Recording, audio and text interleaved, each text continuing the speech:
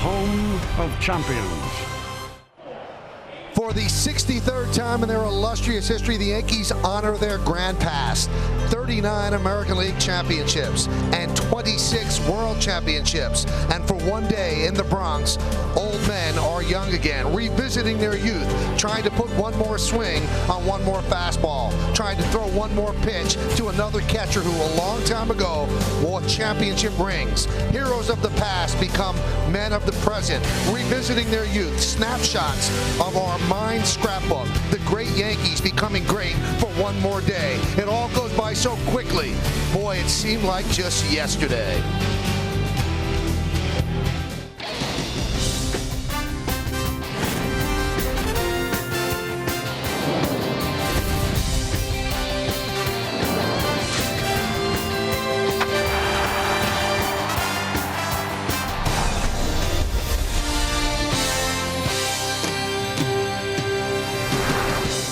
On a beautiful day in the Bronx when they honored the past, we play a baseball game in the future, as today, the Yes Network presents New York Yankees baseball. It's the New York Yankees against the Detroit Tigers in the final game of a 3-game set from Yankee Stadium in the Bronx.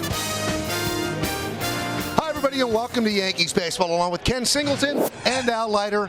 I'm Michael Kay. Well, the Yankees have had their great moments of the past. Now, the recent past, the Yankees have actually taken the first 2 games of the second half of the season, and they took those first 2 games from the Detroit Tigers. So today, they will go for the sweep. They'd like a hot bat to continue from Alex Rodriguez. He helped yesterday. He's been helping a lot of late. Well, before the All-Star break, he was swinging the bat well on the West Coast against the Angels. We'll take a look at that series of what A-Rod did in Anaheim against the Angels. He's always hit well against the Angels. 65 career home runs against Anaheim and 3 in the latest series just before the All-Star break. I mean, to all parts of the ballpark, this guy has some tremendous power. You saw one to left, one to center, and one to right. And then yesterday, one in the 7th inning. Right man, right time. Not the longest home run he's ever hit, but it came right at the right time for the Yankees. It gave them a 1-0 lead, and Justin Verlander, well, he couldn't believe he gave up a home run on that particular pitch. Hot rod indeed since June 25th. That's 18 games. A-Rod's hitting .338, 9 home runs, 21 ribbies, and yesterday it is 571st career home run. So the Yankees won Friday night, and they won yesterday. They've won close games from the first-place Tigers. Now, they'd like to get a sweep. Of course, you take the first 2, you get greedy. Now they turn to Jabba Chamberlain. And Al, Jabba obviously has the skills, but in his last start against the Angels, last couple of starts, he has not been great. You're right, and I think it's been that kind of year. And for the Yankees' sake in the second half, they did get 2 good starts, a very good start from CC Sabathia. In that start in Anaheim, it's really about him getting ahead and finish off hitters. And for Joe Girardi and the Yankees, he hasn't done that consistently enough. His pitch count per inning has been high, and as a result, he hasn't been able to go deep enough into the game, taxing the bullpen. This is a game for him he had 9 days rest for the All-Star break. He's got to get the breaking ball down, as he did not there do in Anaheim. If he does that, he's aggressive in the zone, gets early outs, it's going to be a good ball game. All right, let's take a look at the New York Lottery pitching matchup. We know about Jabba. Al told you about him, 4-2, 4.25. One of the surprises of the first half of the season. Former Ray, Edwin Jackson, 7-4 with a 2.52 ERA. Can the Yankees sweep the Tigers? Can they have the first weekend of the second half of the season be all positive? When we come back, lineups, first pitch, baseball on Yes.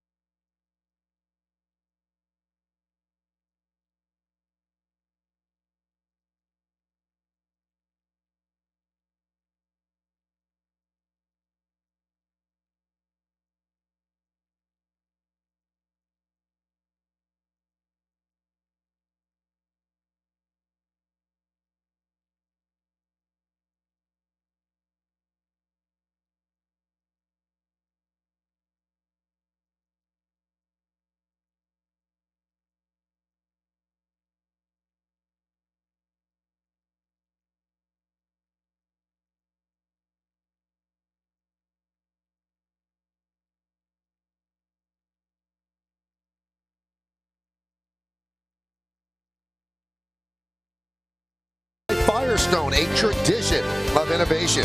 By Geico, 15 minutes could save you 15% or more on car insurance. And by Turkey Hill, the official ice cream of the New York Yankees. You can see the Yankees have taken the field on a beautiful Sunday afternoon in New York City. And those are the words. Let's look at the specifics. Game time weather conditions presented by Bigelow Tea.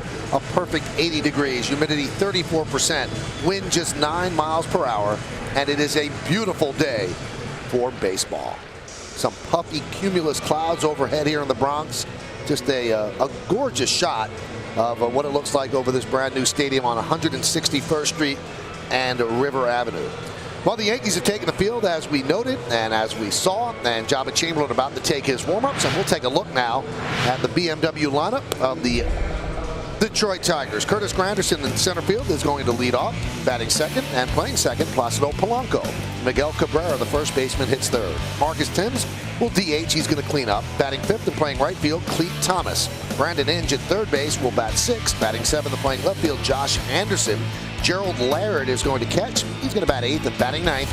And playing shortstop for the Tigers, it's Ramon Santiago. 23-year-old Jabba Chamberlain making his 18th start this year. The 4-2 record. A lot of no decisions. Too many hits per innings.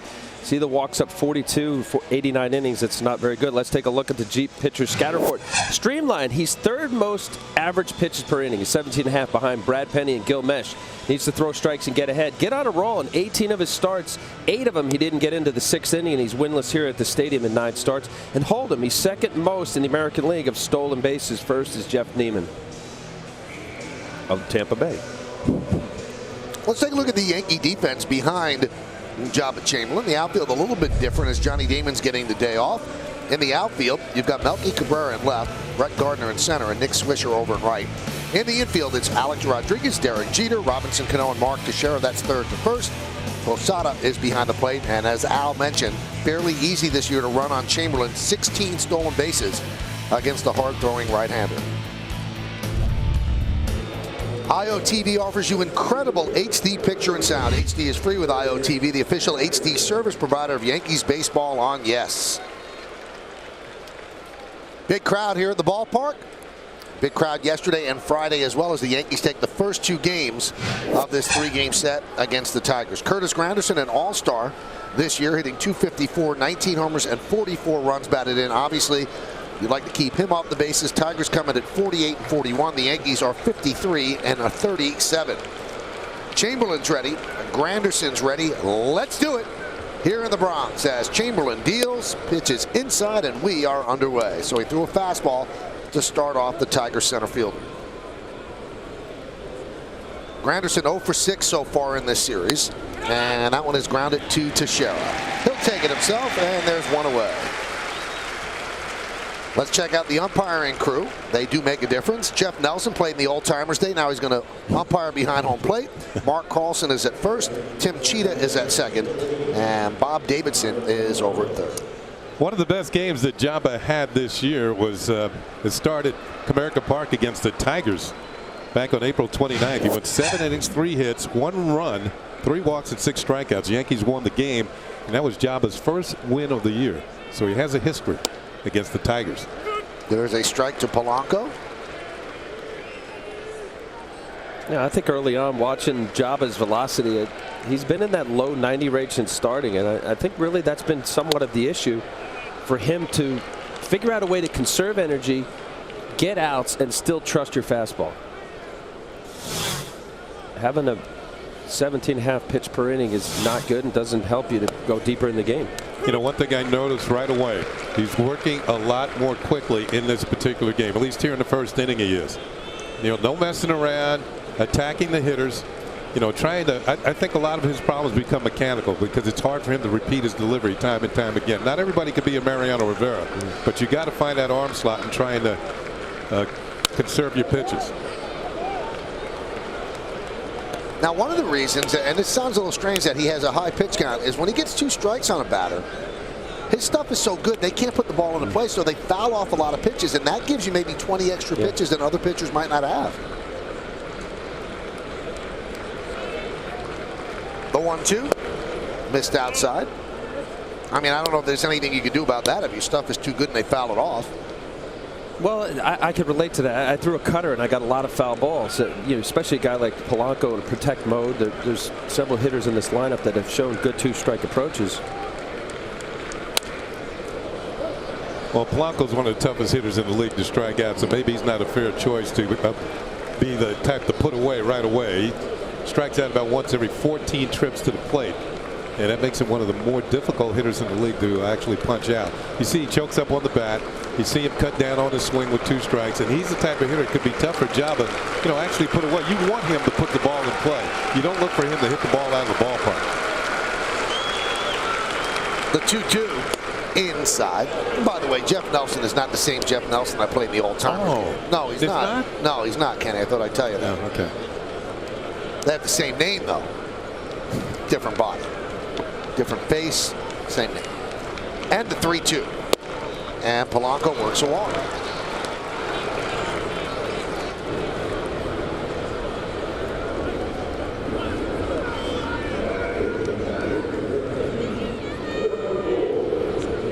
Well, yesterday's ball game, CC Sabathia got off to somewhat of a slow start, but he was able to pick up double play balls in 2 consecutive innings to get him out of trouble, and then it kicked in for CC for the remainder of the game.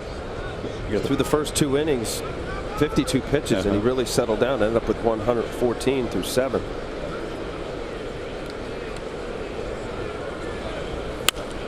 Foul boy. Yeah, there's something to be said for that. You have the All-Star break, and much deserved, well timed for some guys, and I think also part of that routine when you go away for those 3 or 4 days, you know, you have to figure out a time and place to play catch and make sure that you stay in some kind of rhythm. Jabba hasn't thrown in 9 days, and usually there's a first inning or 2 just getting back in the groove. Upstairs. We saw it with AJ on Friday night, and as you mentioned, Kenny, Saturday was similar. Well, when they left on Sunday from Anaheim, Joe Girardi said, I want you to do something athletic during the break, but relax. He said, I don't want to do skydiving, anything where you can get hurt, but do something athletic at least one of the days. That's a broken bat looper into center field. It's going to dunk in for a base hit. Gardner will get the ball into Jeter. So with that single, Cabrera now with a 15-game hitting streak. Yeah, 15-game hitting streak overall, but also in every game that he's played against the Yankees, he's had at least 1 hit. That's 15 games as well. Jabba got it in on him. You can see just where the bat changes colors there. That's not really the primetime part of the bat, and that's why you got a jam shot.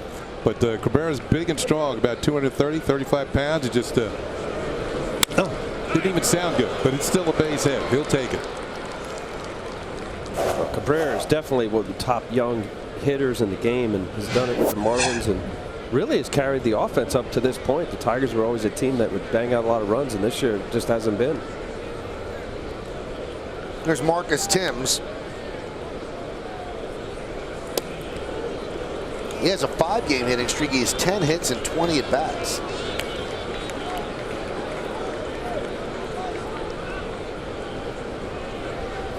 Yesterday he provided the only Tigers run with a home run. Came in the 8th inning. The 1-0. Chases a high fastball. Let's take a look. This came off of Alfredo Aceves, and you can see a little spinner there in the middle of the plate. And Marcus Timms, as Michael said, has been very hot of late. He's got 5 home runs this month. That leads to the Tiger Ball Club.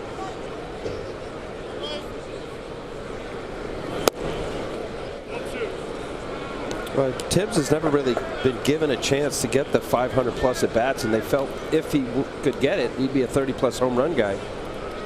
The impetus behind one of the reasons why they released Gary Sheffield.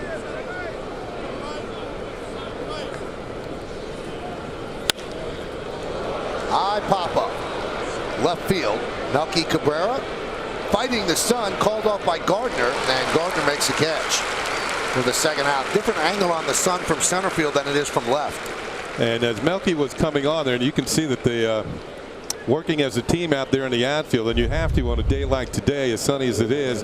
You know, Melky's fighting it all the way, and Gardner calls him off. And you can see when Melky was slowing down, he would have had to scramble to make the catch on this particular play as the ball drifts over towards Gardner, who makes the play easily.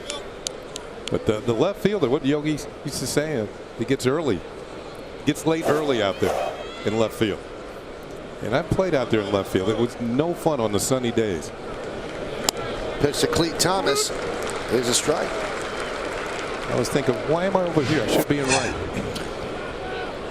And the new Yankee Stadium pointed geographically the same way as the old one, so the sun still comes over the first base grandstand at the same angle. The 0-1 upstairs. Joba's having trouble getting ahead on counts here. Well, he's averaged 17.5. He's up to 19 pitches now. First inning's been a bugaboo for him.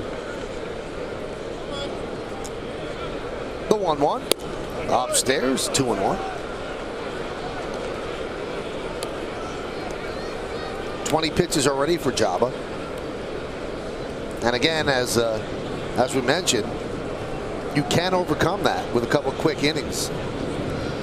Sabathia didn't seem as if he was long for the game yesterday. 52 pitches in 2 innings, but settled down. The 2-1, 2-2. Clete Thomas, the batter at the plate, has settled into a platoon situation with Maglio Ordonez in right field. Ordonez played yesterday against Sabathia. The fans trying to encourage Joba here. Well, we saw the man Ron Guidry, who actually started the rhythmic 2-strike clapping. That was on that 78 day against the California Angels back then, when he struck out 18. And as the strikeout total built, so did the claps at 2 strikes. The 2-2 outside, 3-2. Well, Guidry more often than not was in a rewarding mode that day.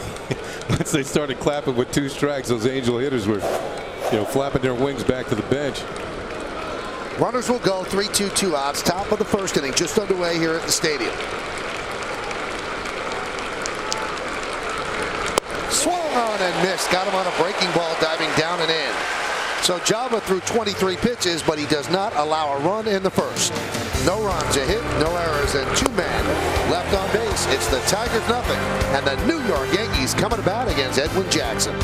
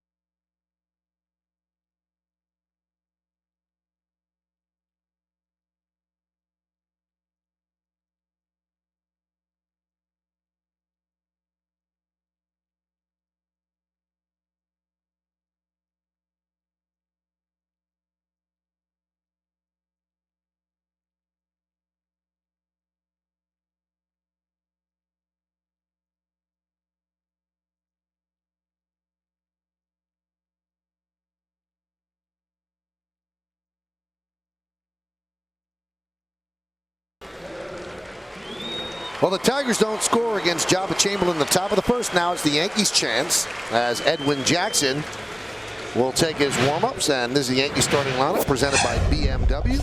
And it's put together by Joe Girardi. The Yankee captain, the shortstop, Derek Jeter, leads off. Look what he's done the last 10 games. Pretty impressive. Brett Gardner in center field will bat second. Batting third, playing first base, Mark Teixeira. Cleaning up, third baseman, Alex Rodriguez. Hideki Matsui, the DH, will bat fifth. Also red hot in the month of July. Batting sixth and catching, Jorge Posada. Robinson Cano at second. Nick Swisher's in right. Melky Cabrera batting ninth, and he'll play left. And 25-year-old Edwin Jackson, the year that he's having for the Tigers. First year, he The Tampa Bay last year, 7-4, just coming off an All-Star appearance. Great numbers. Opponents batting average against 212. Let's take a look at the pitcher scout report. Pair of aces. We saw Justin Verlander last night. 1-2 punch, as good as anybody in the American League. Quality. 14 of his 18 starts have been quality starts, and a little help from your friends. Of those quality starts, 7 of them he's got a no decision and a loss. The bullpen has got an ERA in his starts of 6.43, the highest of any Tiger starter. 19 of 20 games, Derek Jeter sits safely in, hitting .325. Had a base hit in the first inning against Verlander yesterday. You were talking about the, look at this. Well, if you don't have that, that's where you're watching right now. You were talking about how the bullpen hasn't supported Jackson in his starts, and you can go back to his start on April 28th in Detroit against the Yankees. He got a no decision. He gave up no runs in 6 innings, only 4 hits, and the bullpen came on and gave up 11 runs. Popped up right field. Cleet Thomas, 1 away. And the Yankees won the game 11-0 in a game in which he went 6 shutout innings. Wins and losses, it's out of your hand as a pitcher. Well, look what CC did yesterday. He gutted it out, was able to get to that 7th inning. He had 104 pitches going into the 7th. Yankees come back, they get the big home run, he's got to win.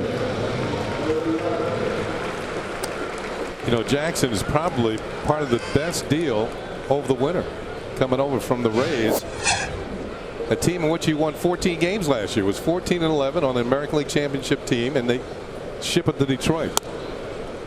And now he's pitched well here. The Tigers sent young outfielder Matt Joyce to the Rays, and Joyce has had injury problems all season long.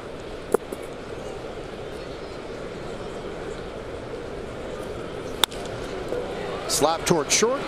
Santiago just got the hustling Gardner for the 2nd out.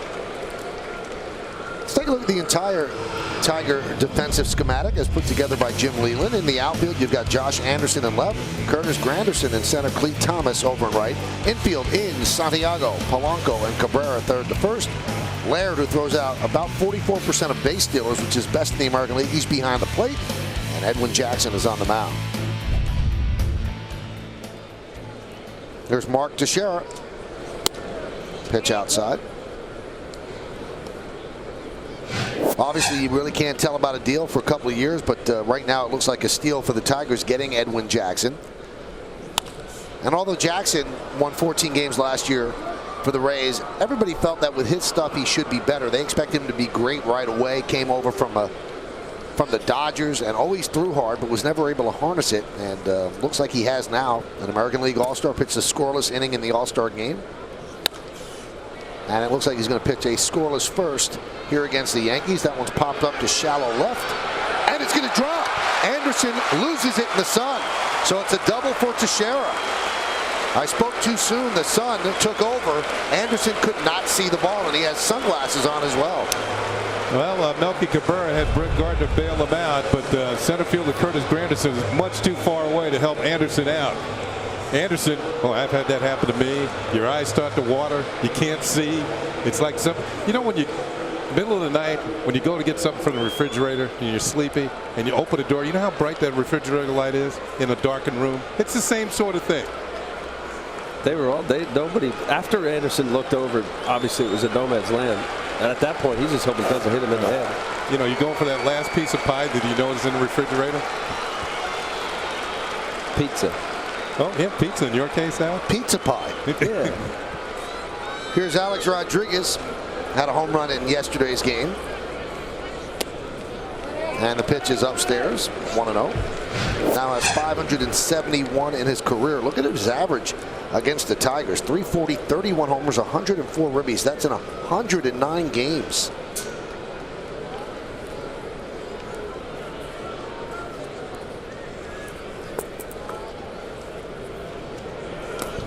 So, Michael, you've never gone to the refrigerator in the middle of the night?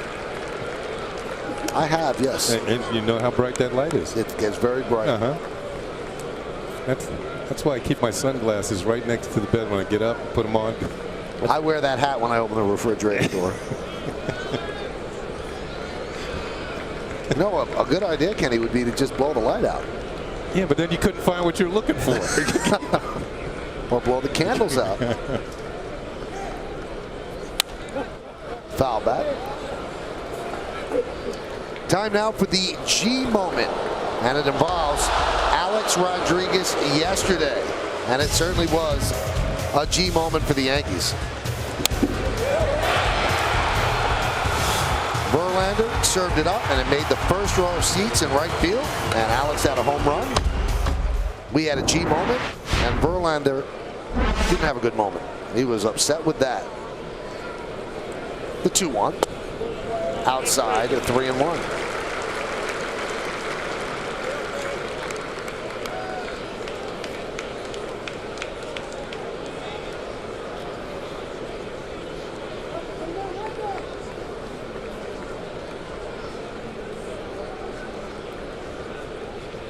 And the 3-1. There's a strike, 3-2.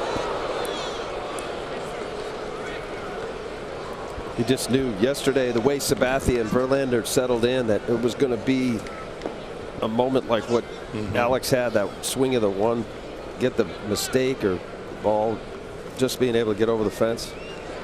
Well pitched game, both sides. It was a one swing of the bat game. Yes. 3-2. Grounded to short. Santiago. And they get Rodriguez for the final out, so the Sun does not cost Edwin Jackson nor Josh Anderson. No runs a hit, no errors, and one man left. We've played one here at the stadium. It's 0-0, Tigers and the Yankees.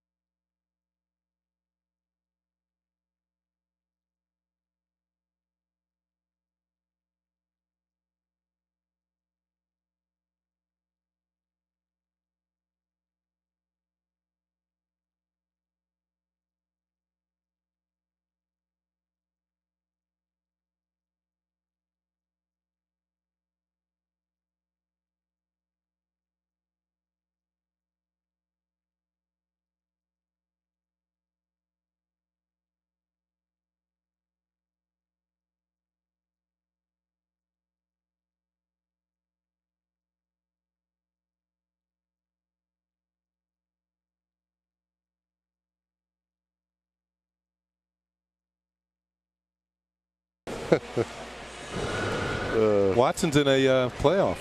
Yeah. Yeah. I hope he wins. He was one shot down after the first hole. Okay. So, How long is a playoff?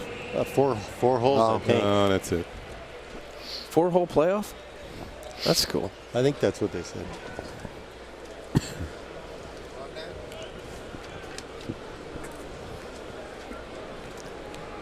We are here at Yankee Stadium as we go to the second inning. A view from behind the foul pole.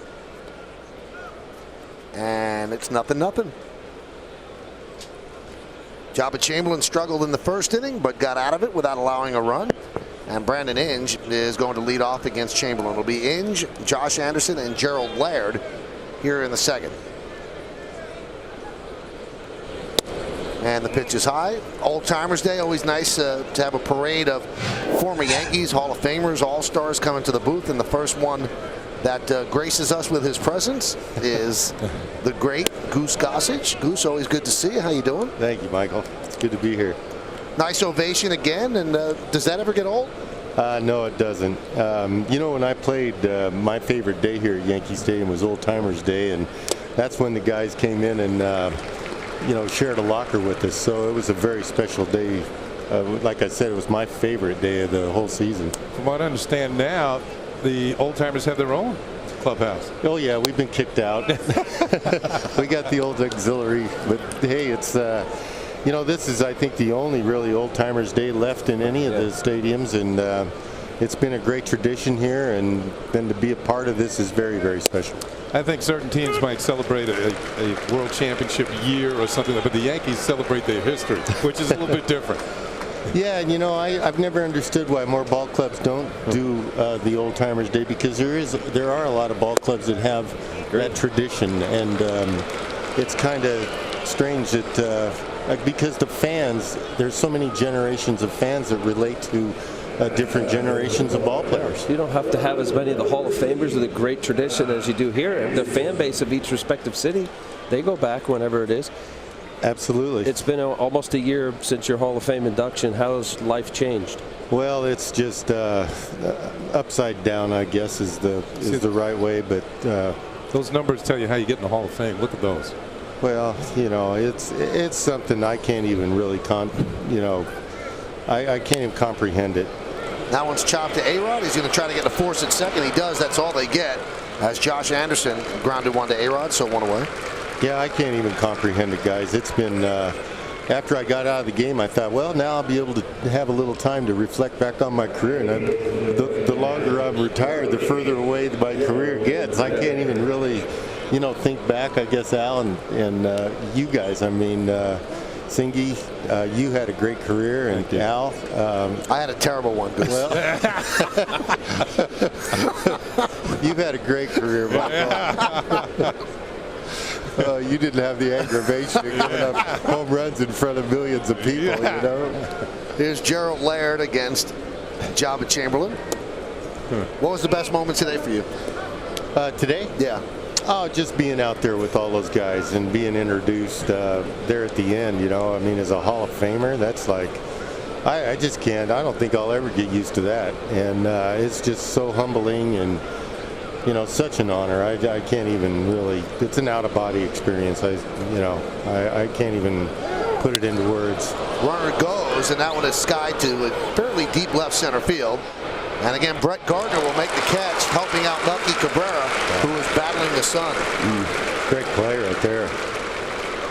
That's twice today he has bailed out Melky, and Melky's I'm sure he's happy to have the help, and somebody with the speed that Gardner has in center field. You can see Anderson off and running, and the Yankees almost deked him. He dove into second thinking that the ball had been, was going to be a throw to second. And you can see Gardner getting the ball back in quickly. I got it, man. He does have it. One thing that hasn't changed here is the Sunfield in left, huh? Oh, no. You know, you're a perfect person to ask this because you're a Hall of Famer as a reliever. You know, a lot of people don't remember that you actually started your career as a starter. You know, the debate with Jabba rages on. He has not been terrible as a starter, but certainly has not been as great as people thought he was going to be. What's your read on Jabba? Why doesn't he throw as hard as a starter as he did as a reliever? Well, you know, I've always felt in my heart, and you know, my opinion personally is that he should be in the bullpen. I think he's he's got that demeanor. He's got that, you know, that great fastball when he came up. He was their savior a couple of years ago. I don't think they'd have made the playoffs without Jabba that year. And, you know, I started out as a reliever.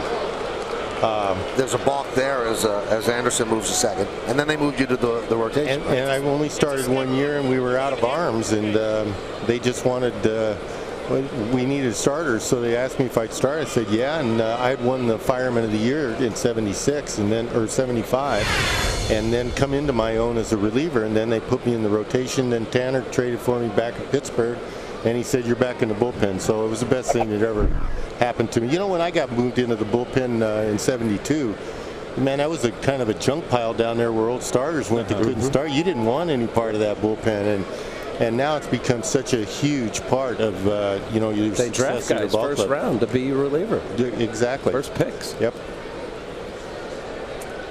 Well, we just saw a balk from Bob Davidson, and as pitchers over the years, they call him Balk and Bob. Things never change sometimes. Well, it's unusual from the third base umpire to call a balk. That's why I never threw over there. Well, they said the good pitchers usually didn't have the good moves. Not many men got on base. You know me, see, I didn't throw over there. I didn't pay much attention to that runner, but the guy at the plate.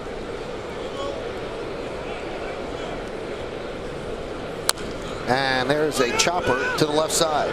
A-Rod cuts in front of Jeter, and they get Santiago. And that's going to do it. Goose, it's always great to see you. Michael, You're one of my favorites. Pleasure, buddy. Thanks so much. You too, buddy. That's Goose Gossage, Hall of Famer. Keep up the good work, guys. One of the great players in Yankee history, as we give you some looks back at Goose's great pass that led him to Cooper.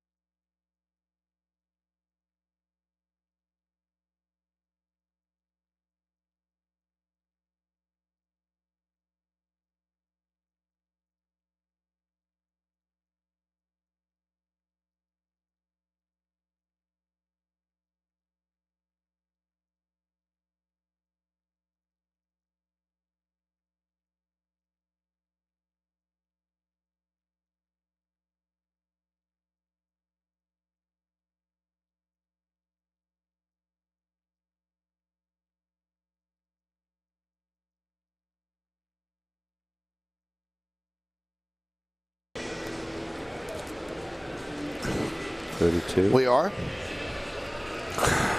Brian, what'd you get on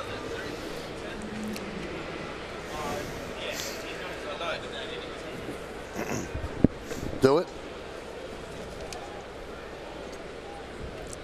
Hey, ever away from home and missing the game? No problem. Now Yankee fans on the go can watch live Yes Network games on their PCs and laptops. If you're an Optimum Online and IOTV customer, go to yesnetwork.com to get more information and sign up for your subscription now. Hideki Matsui takes a pitch out of the strike zone. It's 1-0 to be Matsui, Posada, and Cano. Matsui in July hitting .371. No score. Bottom of the second. Yeah, Hideki providing protection for A-Rod in the lineup.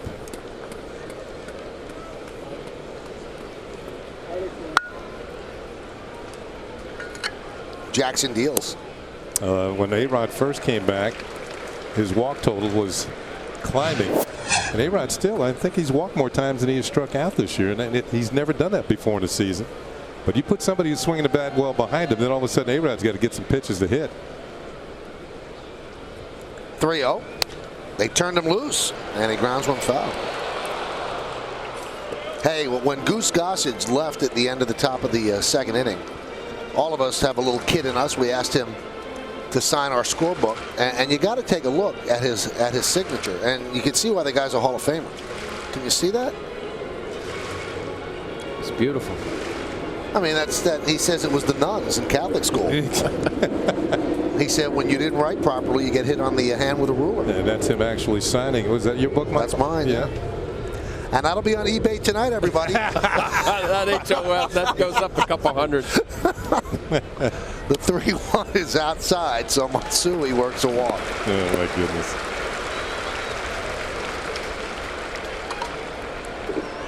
There's Al's former manager, Jim Leland, trying to salvage the final game of a 3-game set here in the Bronx. Kind of a straightforward manager, huh? Just an old school, true old school manager. What does that mean? Just gritty in there, no nonsense. Just a guy that wanted everybody to play the game right and played hard, and really wasn't into all the fluff exterior stuff. Didn't appreciate him as much when I had him as manager with the Marlins until after. And I think that's usually the case with a lot of hard-nosed guys. Pitch to Posada's outside. Did he like you? I think so. I hope so. I pitched a pretty good game in Game 7 we're wearing a world championship ring because of it. No, he did. He's fun. He's got a sarcastic humor. He likes to rib guys, and I don't know. You'd have to ask him, but I think so. Line drive, and they get one. I did ask him. He did not like you. Is that right? Yeah. You know, if he didn't like you, Al, you wouldn't have started Game 7. Yeah, well, I don't know. I think there was a moment. There wasn't any. Who else was going to start? No, he was fun. He does like you. When he used to smoke, he would come in right before my start. He said, 2-packer, 3-packer. I said, whatever, Jim. Whatever it takes. Keep your pitch count down. Oh, my goodness. Just fun. Fun guy. Loves the game. You mentioned it, Michael, about him during the Old Timers game. You stand up top. That was great. That was such respect. And the Old Timers Day ceremonies begin at 11:45, so the game doesn't start till, this game didn't start till about 2:08.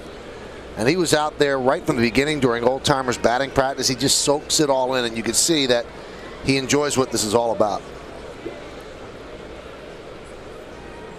You saw that note about Cano and his average after the All-Star break, 328. He's kind of living up to that. He's hitting 368 in this month of July. He's got a 10-game hitting streak going right now.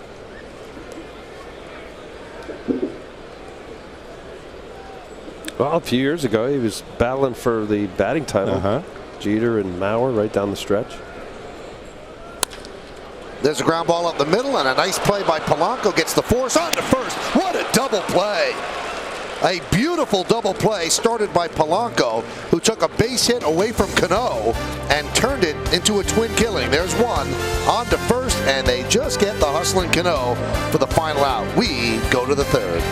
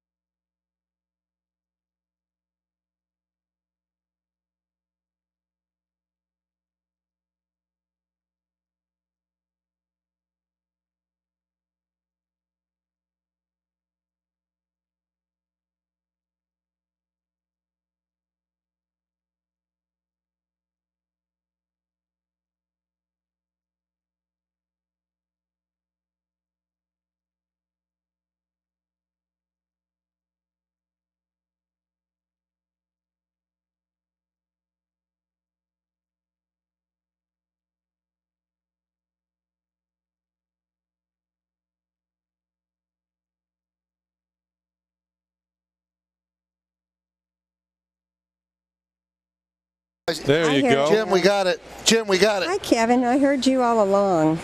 I did, yeah. Okay, can you pull this down just a little bit? There you go. Okay, I didn't know if I need to adjust that or y'all. There you go. Am I okay? Yeah, you're fine now. Okay. Just like a professional. Where's Robin? How does this? Is this okay? My hair all right? Oh, you look marvelous. You look marvelous, darling. There you go. Oh, there I am. Okay, I see it. Okay, the Yankees just gave me this beautiful necklace right there. Isn't that nice. great? Isn't that pretty? Yeah. Uh-oh. Get me fixed. There you go.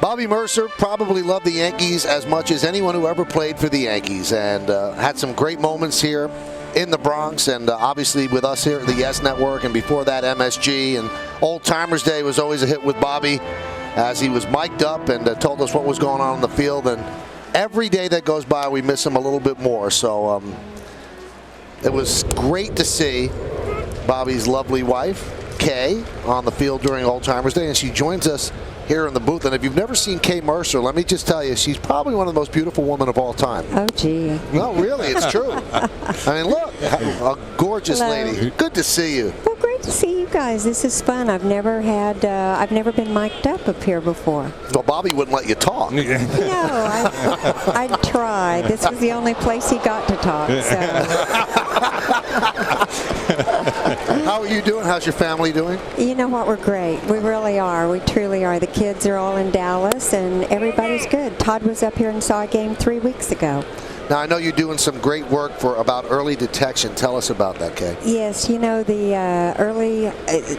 Brain Tumor Foundation in New York connected with Bobby and I.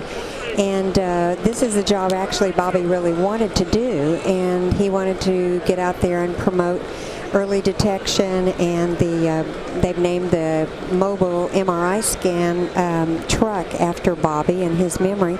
And it travels around in the city, and I got my own scan actually in that Thursday at Yogi Berra's golf tournament out in Montclair, New Jersey. And you know, it's all about early detection. It really is, no matter what cancer you're talking about. And for Bobby, this was important. So with him not being here now, I've kind of picked up, and I'm wanting to get the word out. And if I can plug one very important thing, is their dollar drive that's going on. And you can text SCAN, S-C-A-N, to 30644, and there you go, and you can donate $1 or $5 or whatever, you know, whatever you can do. And kids can do it. So many kids text, and it's an easy way to do it. Or, you know, you can go online to earlydetection.org, and all the information's there. It tells you about the texting and all. And this is a great way. You know, New York City is so fortunate because they're the only ones that have this scan, this mobile unit available right now. Now, how do you know where the mobile unit is? How do we know that? You can go online. Okay. You can find out about that and get all the information you need. It was great that it was out at Yogi's event on Thursday, and a lot of the participants out there went and got their scans. It's easy. It's an 8-minute thing. You know, you're in and out, and some people think they might be afraid to find out about it, but I mean, hey, that's silly.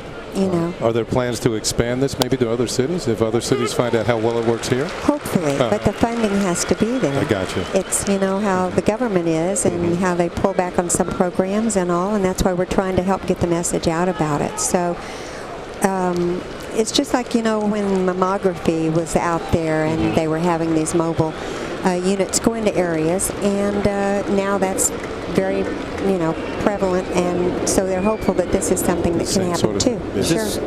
Is this one of your ways of carrying the legacy of Bobby and helping others, or trying to continue a good charitable endeavor? I certainly think so. You know, Bobby was really so much more than just about baseball, although that was his first love.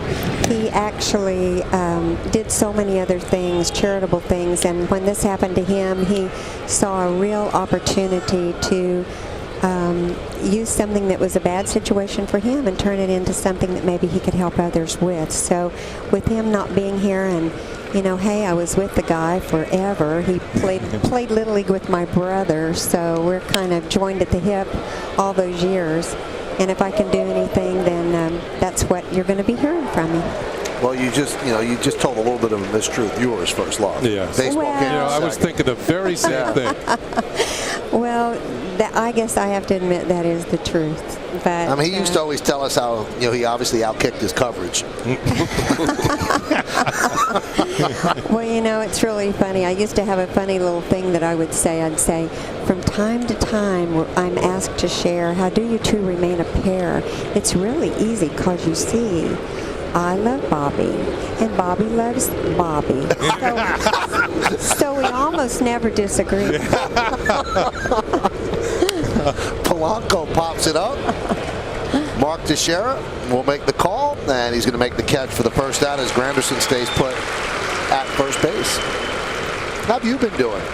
I've been doing really well. I've been traveling much more than I ever expected. I thought I'd just sort of be back there. Here I am throwing out a pitch, and I didn't do as well as Diana, I must say. I think an old catcher's wife must do better than a DH or something, whatever, a broadcaster's wife. She beat me on that one.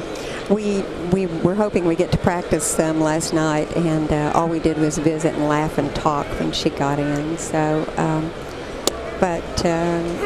you know, I've traveled a lot from Oklahoma. I've been up here 5 times this year, and but the first time I've seen a game at the stadium. What do you think? Yeah. You know, I'm so impressed because it feels like I'm in Yankee Stadium.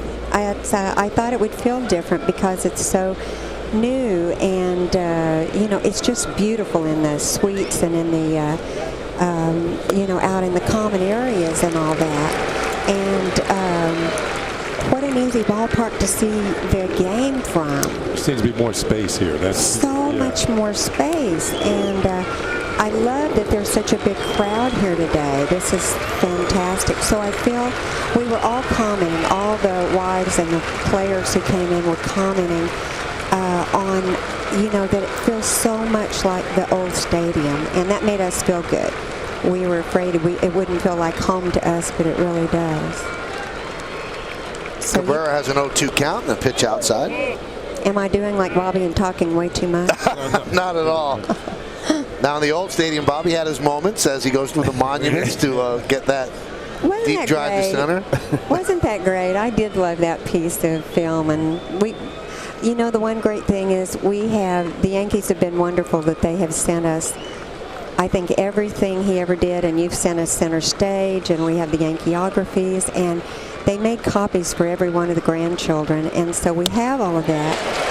Cabrera swings and misses for the second out. So they are going to know what their granddaddy did, you know, the little ones that won't remember him much, and that's why I'm sort of compiling all the wonderful things I've gotten from fans who've sent me stories about Bobby, their own little story about him, meeting him and what he did for them or with them. And I'm also letting them know that side of Bobby, because that was really, you know, who I want them to know and remember. Here's Marcus Timms, and there's a ground ball foul outside of third. Now, Kay, I think the first time that I ever met you, remember when we went on that trip to Japan? I certainly do. Yeah, that was a long time ago. But Yeah. as the first time I really got to know Bobby, because he was on my team, you know, as opposed to being an opponent all those years when he was with the Yankees and I was with Baltimore. Exactly. And we formed a kind of a kinship back. And Yeah. even we stood next to each other in the dugout when, you know, we weren't playing or anything in the dugout on offense. And, you know, I really got to know it was a lot of fun playing with Bobby just for those about a week or so, I think it was. 3 weeks. Is that what it was? Yeah, it was 3. Did it only seem like a week It flew by quickly to you? for me.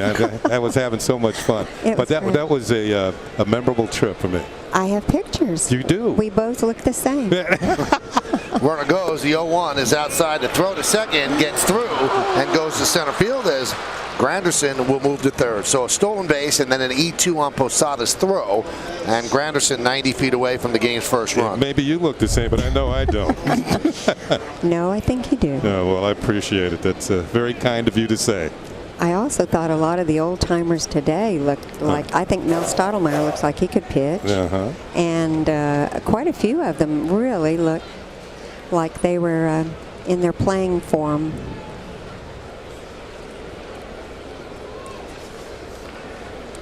So now a runner at third with 2 outs, and the count is 1-1 on Timms.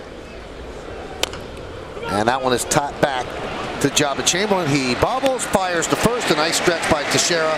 Kay, we love you, and you are always a part of our Yes family. Thank you. This was fun. Hey, you know, if I get really bored, I may come back and Say hello fill to the in kids. for somebody. There's our guy showing off his muscles. Oh, he was always that.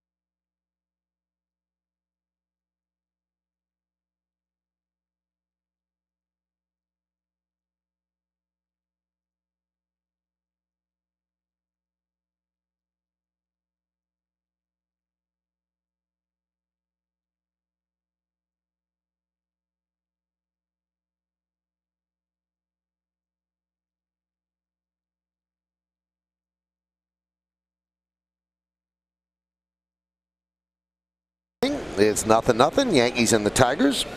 And Nick Swisher digs in on the Modell scoreboard. And Modell's the official sporting goods retailer of the Yankees. Grounded foul outside of first.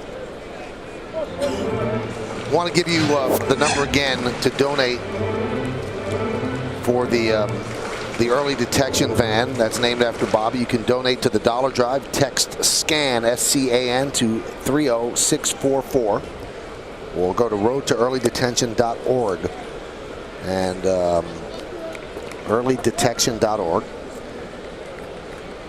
And obviously it was important to Bobby, and it's important to Kay, so it's important to us, and we wanted to give you those addresses again. It's great. Great idea. Just $1 can help keep the wheels rolling. The 0-2. 1-2.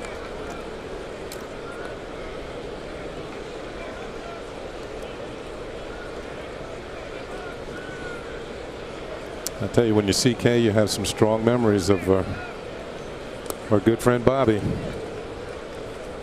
And they really they resonate. Pre-high school sweethearts. And I think Bobby met Kay when he was in Little League. Great lady. Great to see her. And Mrs. Munson was here today, and Mrs. Elston Howard, and Mrs. Catfish Hunter. So some grand ladies of great Yankees. Graced our presence here on Old Timers Day, the 63rd annual Old Timers Day, and the first one at the new ballpark. 3-2 to Swisher, and Nick works a walk.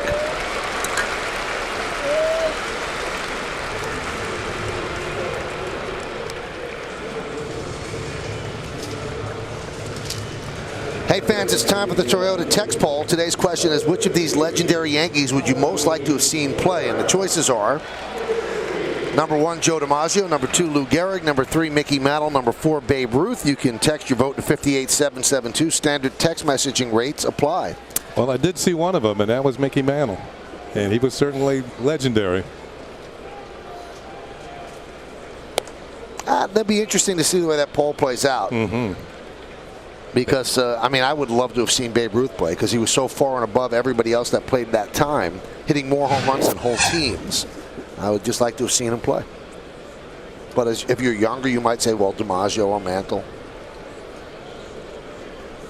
You could also text 5 for Al Leiter if you would like to have seen Al play. I'd take the Babe.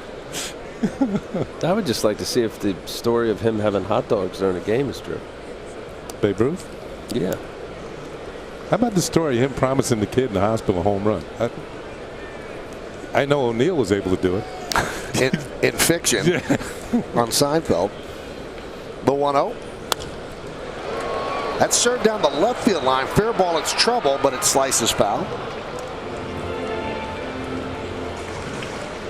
Let's take a look at tomorrow's starting pitchers, brought to you by Verizon Fios. Over 100 HD channels and the fastest internet. This is Fios. This is big. The Orioles come to town, then David Hernandez will take the mound for them. 2-2, 3.94.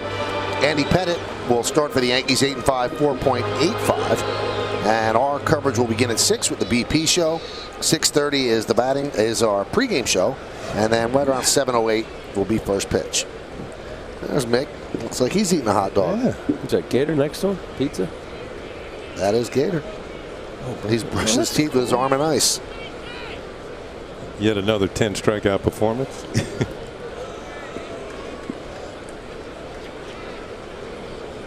We were talking about Edwin Jackson in the tray. There's the Babe. Promising another home run, maybe. Grounded up the middle. There's one on to first. It's a double play. Boy, they've turned to beautiful double play started by Polanco. Polanco to Santiago to Cabrera. That's been the mode of operation here these last 2 innings. And once again, Polanco leaves his feet. Maybe not quite as spectacular as the first one, but certainly the same outcome as Melky Cabrera is grounded into a double play. Polanco with the flip. Now watch the pressure put on to Santiago by Swisher. Takes him out, but he gets rid of the ball quickly enough to get the double play. That's going in hard and clean. Nick Swisher at second base, upsetting the shortstop, but he couldn't upset the double play. That one's grounded foul. I'll tell you what, that was borderline because Nick Swisher went in hard, but you got to be a body length away from the bag. And it would have been interesting to see if the throw was thrown away or they didn't get the runner if they said he was out of the baseline. Let's see. Wow. Yeah, you're right, Michael. He's out there. Check swing, but the first base umpire, Mark Carlson, said that he did go. Well, one of the big reasons why the Tigers are winning and leading, let's take a look here. They broke the plane. Is their improved defense, and that's exactly what Dave Nebraska in the front office was aware of. That you just can't keep out slugging everybody, and as a result of stronger up the middle, Adam Everett was a good free agent sign. They traded for Gerald Laird, who's got the best caught stealing rate. Ramon Santiago, you talk about slick fielding. And now in the outfield, they're actually more athletic with the younger corner outfielders, and Josh Anderson and Cleet Thomas.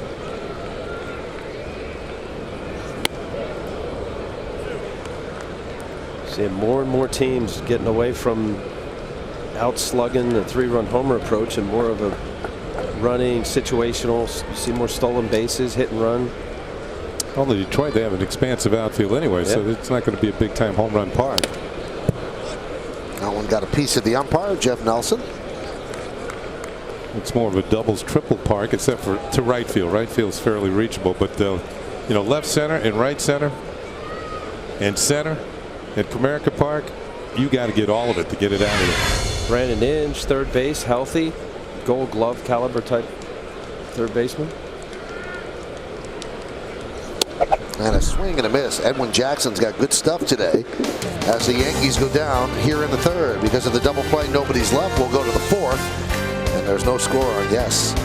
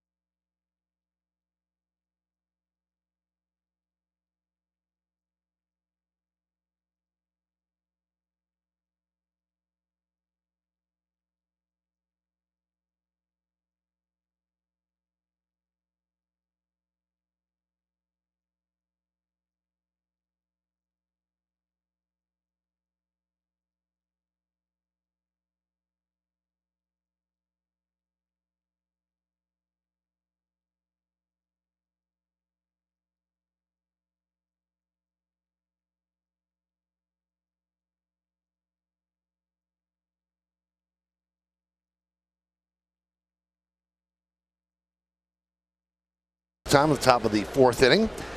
Miguel Cabrera is one of 5 players managed by both Joe Girardi and Jim Leyland. Who are the other 4?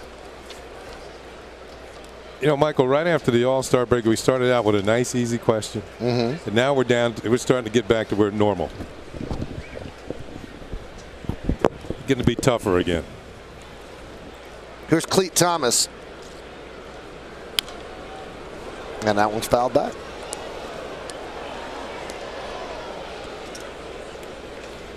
Each team with a hit. Yankees with an error on a throw by Jorge Posada, but no damage from that, as no run came across the 0-1. Well, if you're Jabba, you're starting to look at this start as CC Sabathia and Verlander looked at their start. Two dominating type arms, knowing that it may be one mistake that is not only just a run but a loss. Every pitch, although every pitch should matter when you get in that zone of executing pitches repeatedly. But in a game like this, you got to be aware of that a mistake could be a loss.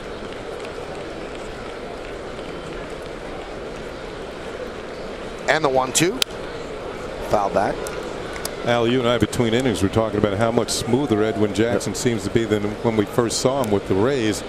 He was like a maximum effort on every pitch. Now it seems like he's nice and quiet. His delivery is smooth and got the little flick of the wrist, and the ball just 90-something miles an hour out of his hand. That one's driven deep to right field. It's 1-0 Tigers. A long home run for Clete Thomas. A solo shot obviously leading off the fourth, and it's 1-0 Detroit.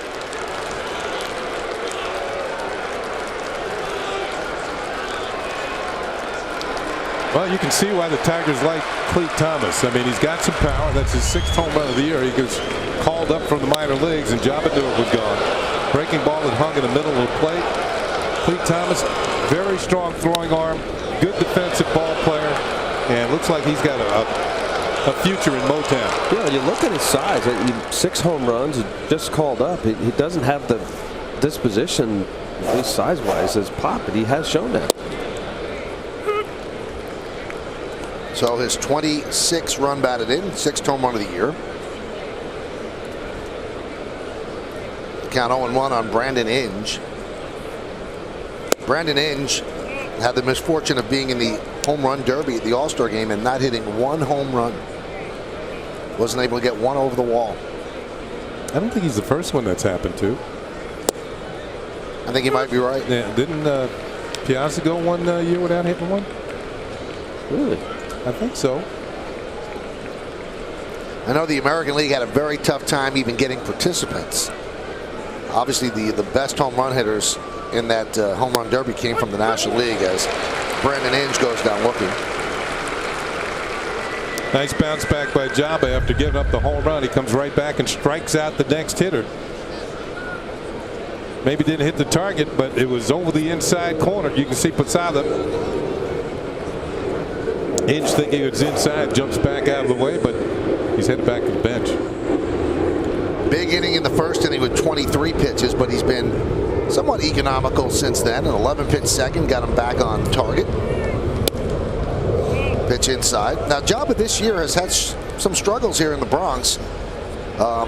His numbers at the stadium 0-2, 5.36, and then on the road 4-0, 3.71.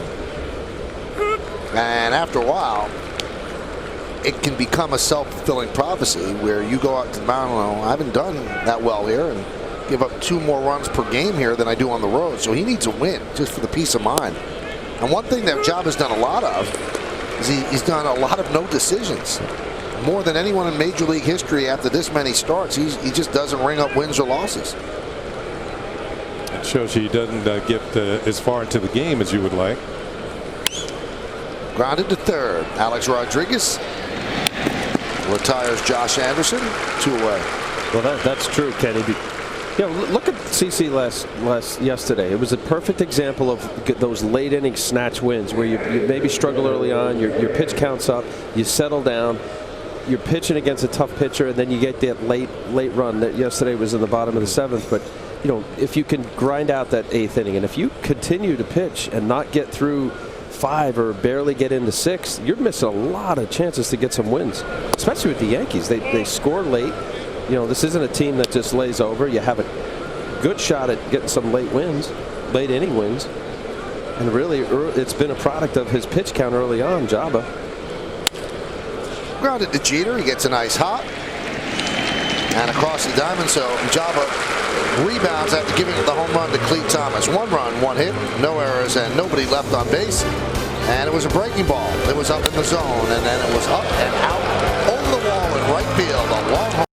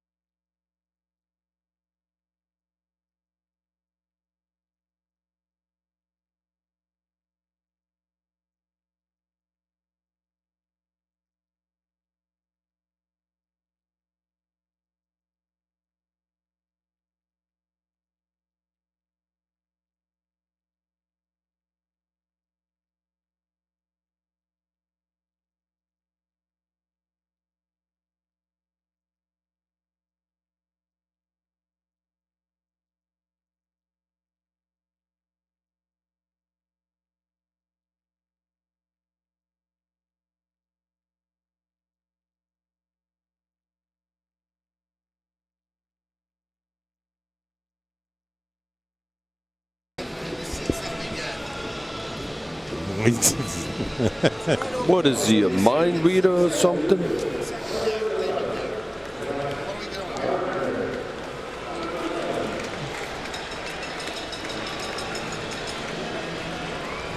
It's time for the answer to the New York State Smokers Quit Line Quiz. The question was, Miguel Cabrera is one of 5 players managed by both Joe Girardi and Jim Leland.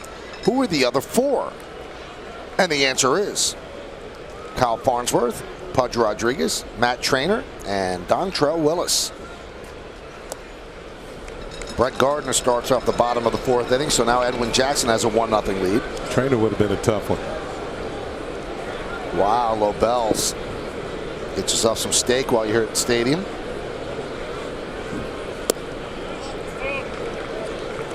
Al, you missed it. One of our great Yes Network executives, Woody Fryman, actually treated all of us the other day. Really? To Lobel sandwiches. And that set him back a bit.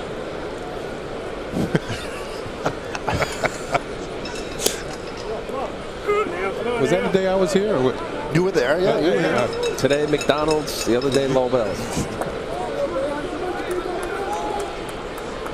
Couple of captains in Yankee history, Thurman and Greg Nettles. That one is slapped to short, Santiago. And there's one away.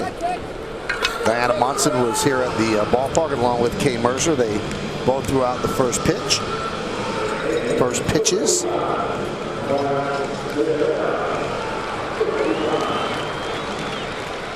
You know what was one of the nicest moments? I don't know if you guys would agree with me, but down there I got choked up on the field when Don Zimmer was introduced.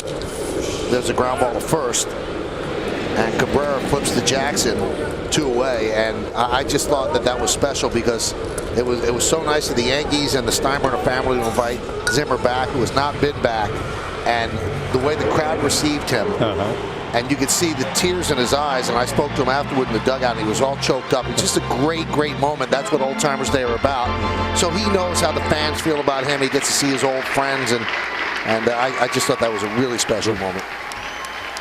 So good job by the Yankees, good job by the Steinbrenner family inviting Zimmer back, and I thought that was neat. Good old baseball, man. 61 years in the game. Loves it too. Every time you talk to him, get spirit about him. He's got some of the greatest stories.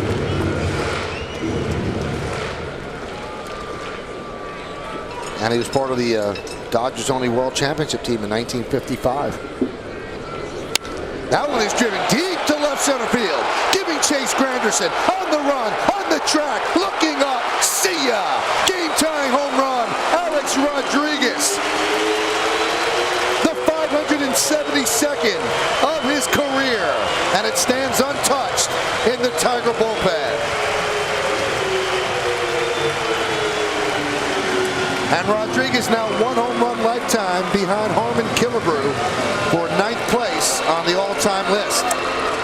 This is number 19 on the season, and it had the sound. It certainly had the distance. A quick stroke. Here it comes, and there it goes. Second day in a row that A-Rod has come up with a big home run to turn the Yankee fortunes around. How about this stat, guys? 10 of his 19 home runs have either tied a game or given the Yankees a lead. And 5 of his last 8 home runs, well, 4 of his last 8 home runs have been go-ahead home runs. So this one ties the game. So he's hit some big home runs. Let's look at the IOTV super shot on the home run swing. It's a tough pitch too, down and in, low enough for Alex to get to the barrel of the bat, but off the sound of it just sounded like a home run. That was a legit, well struck. You know, you're right, Al. It was a pretty good pitch. It was down, but one thing that makes him such a great home run hitter is that he can hit several types of pitches out of the ballpark. Some guys need it right on the tee to hit it out of the ballpark. He can hit tough pitch. We saw him hit one at Anaheim that he was on his front foot and it went out of the ballpark on a changeup. Well, you look at his numbers, 19 home runs, 52 ribbies, and you forget that he missed 28 games because of the hip surgery. Today is his 61st game. So he's got, what, 52 runs batted in 61 games. And then Also, Michael, when he came back, he had the first at bat where he got the home run. Then he struggled a bit there. Yeah, he really did. Girardi gave him a little rest and been hot ever since.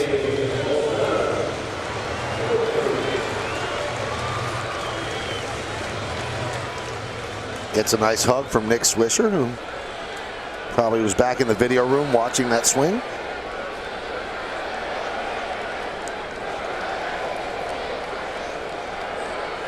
So runner at first base. Game is tied at 1. All of these games, these first 2 games of the series have been close. Fouled away. Jim Leland actually said after yesterday's game, my goodness, all we need is a couple of hits in big spots and we take the first 2 games of the series. But a battle of teams, you know, Tigers are in first place, the Yankees are in second. 2 good teams, good pitching, good defense, and the Yankees have gotten the bigger hits and the bigger moments. What do you say? All we needed was a lousy single here and there. But isn't that the case with any 2 well-started games?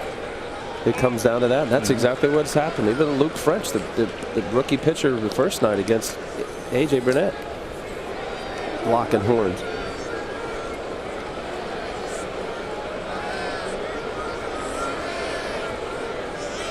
One more stat about A-Rod's home runs. 15 of his 19 home runs have come when the run difference between the Yankees and their opponent 2 runs or less. So no tack-on home run type of things, which has always been, I guess, a criticism. But the numbers don't bear that at all. The numbers show that these home runs have been big this year.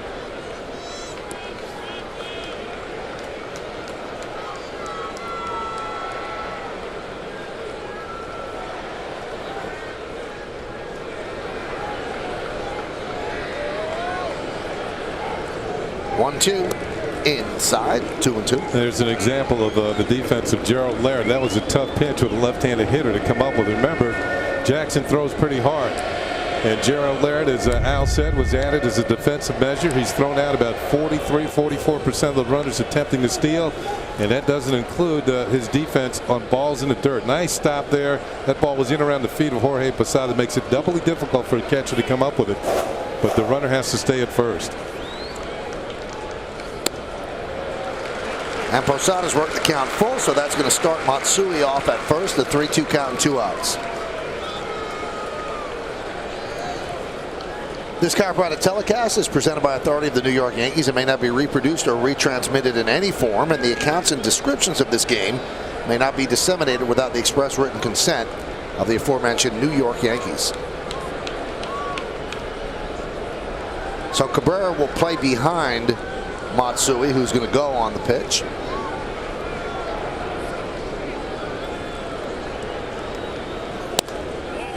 And a check swing and a high fastball.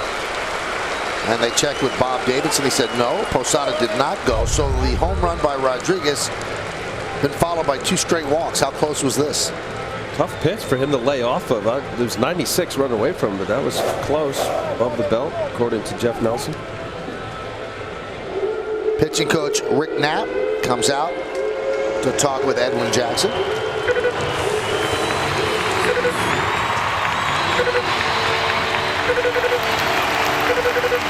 Rick Knapp, who was a minor league pitching coordinator with the Minnesota Twins for 12 years and really was hired because of getting these young pitchers with the great arm of a Verlander or Edwin Jackson to really be conscious of throwing strikes. Sounds kind of basic, but Rick Knapp, along with the whole mentality of the Minnesota organization, has really ingrained that in this staff all the way down to the minor leagues. Throwing strikes and getting ahead.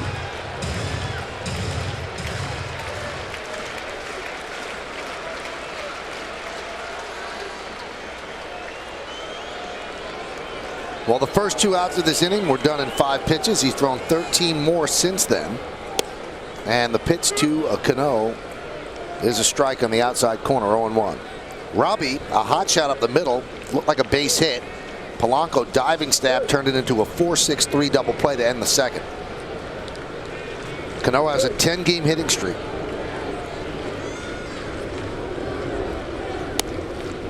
Count 1-1.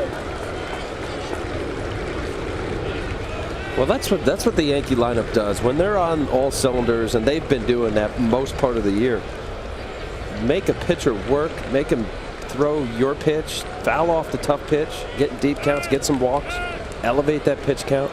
They do it so well. Did Cano call time quickly enough for you? That was good. Okay. Yeah, he didn't. He wasn't halfway through his motion. Michael, you missed it. The other day, Al got upset because Matsui called time too late. And Al doesn't usually get upset, so that must be something that really is deeply ingrained. Well, we started going pitcher hitter for a while. Yeah, it was pitcher hitter. There was sand in his eyes. It's dangerous. And then our truck showed that there was no sand in his eyes. What do you mean? Well, there was a replay that showed that he didn't have anything in his eye. Would you have taken that to court? Oh, yeah. That was good evidence. Was this Friday? Yeah. Luke French was the pitcher. We're talking about how he goes over his head. A unique delivery in modern pitchers. 1-2. Shattered bat and a ground ball to first. Cabrera will take it himself, and that will do it. But Alex Rodriguez ties the game with a home run. Harmon Killebrew is next on the all-time list. The killer with 573. A-Rod with this swing now has 572. And we have a 1-1 game.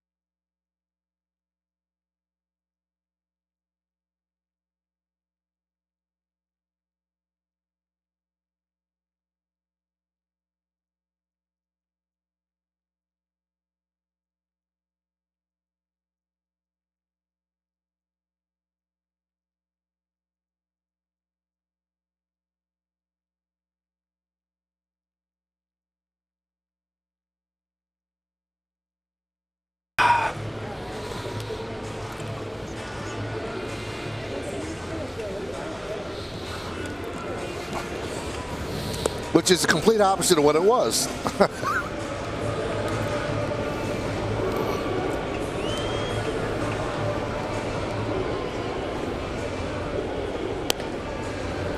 Okay.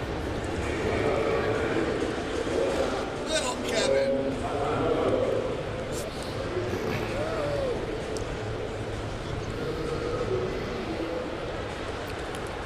Well, thank you, Bob. So we go to the fifth inning. It's a 1-1 game on the Lexus scoreboard. Each team with 2 hits. Sounds like Halliday's value is going up, doesn't it? Where's he going? Where is he going? And Ramon Santiago takes a strike. There are some in baseball. I don't think he's going anywhere because that J.P. Ricciardi will not be able to get equal value for a guy like that. Well, how can you? You got to get as close as possible. Right back to the mound. Chamberlain with the play, 1 away. And also, yeah, they don't want to trade within their division, and the teams that probably have the greatest young talent to trade would be the Yankees and the Red Sox, and if they don't engage them, I guess that would be a last resort, and it doesn't seem like either team is, as far as we know, have even had serious discussions with them. Oh, maybe the Phillies. They're talking to Phillies, and they have a pretty good farm system. The Angels. Does Pedro ruin that equation? I don't think. I think they need more than one starter anyway. Oh, yeah. And he's on the DL already anyway. Well, if you're J.P. Ricciardi, you got to figure, is he going to be more valuable now or at next trade deadline? Because from the sounds of it, he's not going to re-sign there. Well, if you don't trade him now, you can trade him in the winter, and then he signed for next year anyway. Right. See, but last year when Cleveland traded CeCe, they traded him before the deadline and got more value of him for him because of the fact they said you can use him longer. Right. And he helped propel Milwaukee into the playoffs. But that was his last year. Okay. I mean, if you trade, obviously you want to win this year as well, but you'd get Halladay for next year too. It's a tough call. It'll be obviously the biggest trade at the trade deadline. That one is lined into right field, and it gets past Nick Swisher, and it goes to the wall. Granderson is off to the races. He rounds second. He's going to go to third, and the throw is not in time. Boy, Nick Swisher got caught betwixt and between there. He didn't know whether to try to make the catch or if he tried to block it, and he did neither. Yeah, this ball had overspin on it as Nick Swisher comes on and can't slow it down. And once it gets by him, Granderson's going to make the move all the way to third base. Here's the relay. Here's the guy who's led Major League Baseball in triples, as that ball goes right between the wickets of Nick Swisher. And Granderson will go all the way to third. Wow, spectacular cartwheel. Yeah, that scored a triple for Granderson. Yankees bring the infield in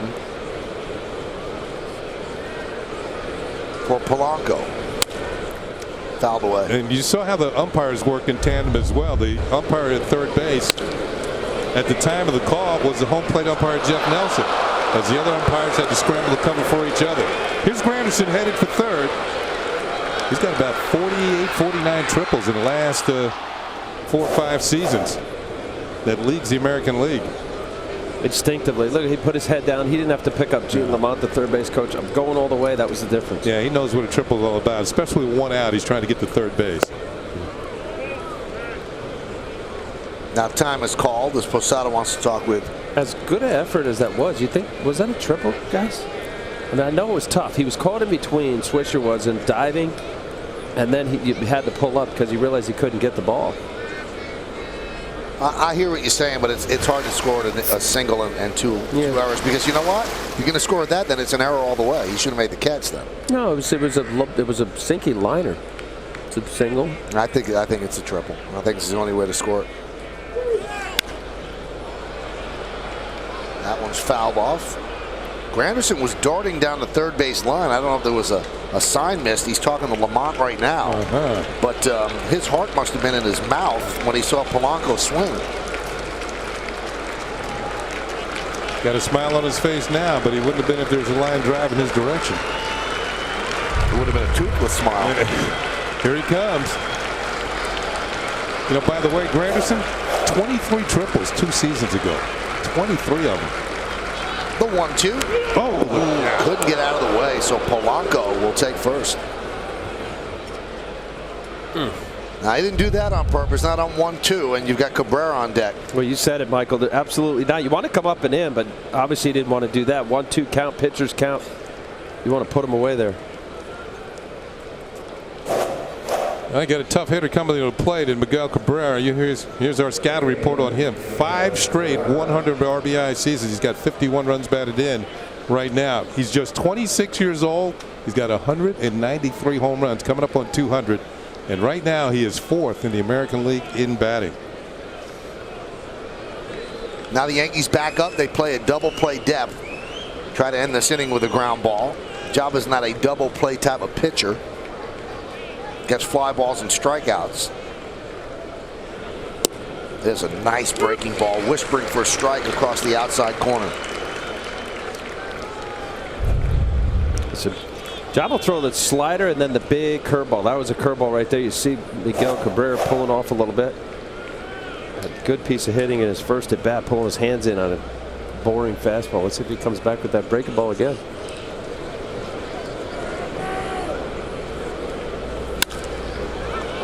Popped up.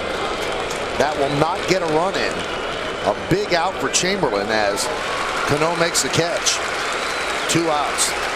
Yeah, Michael, you called it that he's not really a double play type pitcher. He doesn't get ground balls, but he does get pop-ups when hitters are too late on his fastball. They can't quite get there, and the ball goes straight up.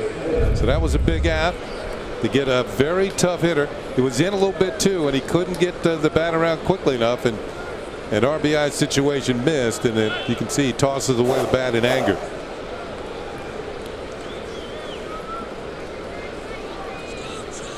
That's what a little plus fastball is about, getting that pop up or swing and a miss. And well located. The ball inside. Any big, strong hitter, they generally like the ball away. Here's Marcus Timms. He is 0 for 2. Chamberlain deals outside. According to how he proceeds out of this inning, Java's got a nice pitch count working. 5th inning, 78. That's fine. Not in any problem at all. 79 now.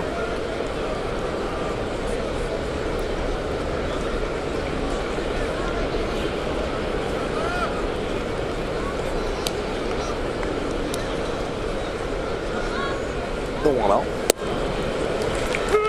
That's right.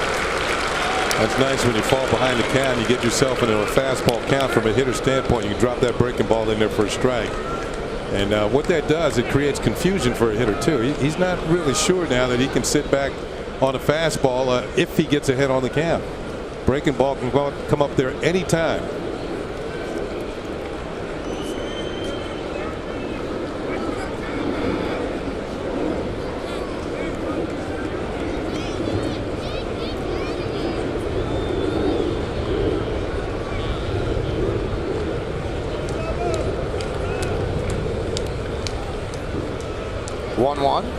Outside, 2-1. Yeah, and then part of that, Kenny, also was the scout report. Marcus Timms, a good fastball hitter. He hit a hanging slider yesterday. But of the 9 pitches now in 3 at bats, all but 2 were breaking balls. 7 sliders, 2 fastballs. The 2-1. 2-2. After slider, this 95 looks like 105. Crowd getting into it again. It's nice to feel the encouragement of over 45,000 people.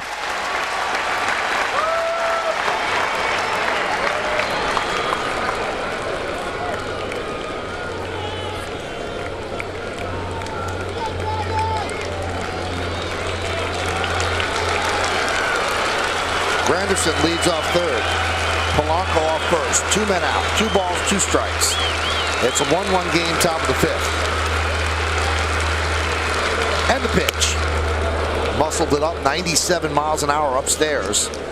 And the count now full at 3-2. Granderson will stay put at 3rd. Polanco will go from 1st.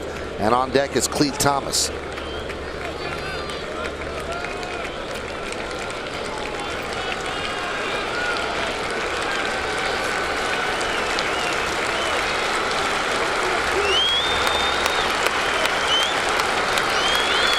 The pitch.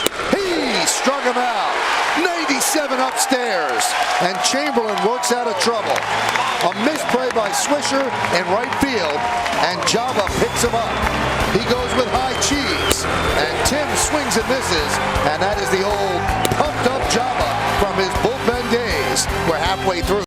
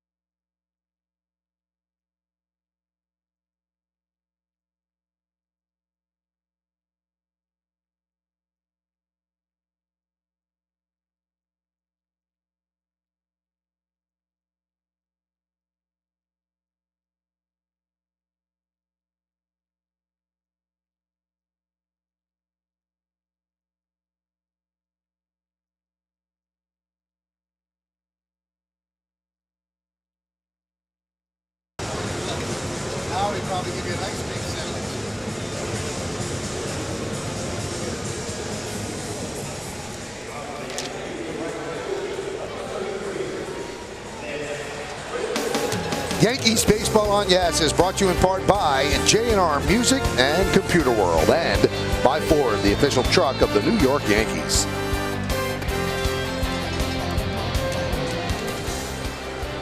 Some lasting memories here on the 63rd annual Old Timers Day at Yankee Stadium. It's a good idea.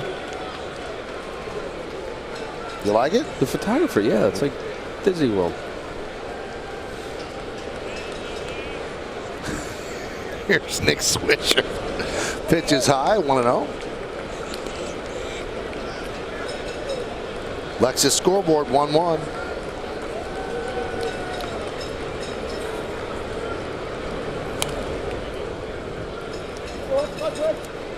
Talking about Edwin Jackson, much smoother coming off being an all-star, but really dates back last year when he was with Tampa Bay. Joe Madden, who grew up liking the Cardinals, had him watch some Bob Gibson video. And not to compare him to Bob Gibson, but he wanted him to show Edwin Jackson his disposition, his demeanor, and how the whole presence of Bob Gibson of attacking the zone. And, you know, this guy at times, Edwin Jackson, as good as stuff as anybody in baseball. And he learned from watching Bob Gibson and how he went about his business. Well, watching Bob Gibson video is one thing, but having hit against Bob Gibson, his demeanor was a little different than Edwin Jackson. I think you can see that he's more business and he's a better pitcher than he was with the Rays. But you know Bob Gibson, and I don't know what he would do just to get you out. There's Bob Gibson, Mel Stoudemire on the left, Bob Gibson on the right. Gibson was some kind of competitor. I mean, that was the point of Joe Madden, trying to show somebody who all business, and you know, sometimes as a pitcher, you fall off that. I think Justin Verlander's a guy that has benefited also from being more focused.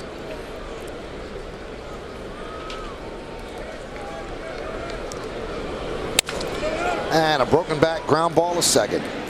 Polanco gets Melky Cabrera 2 away.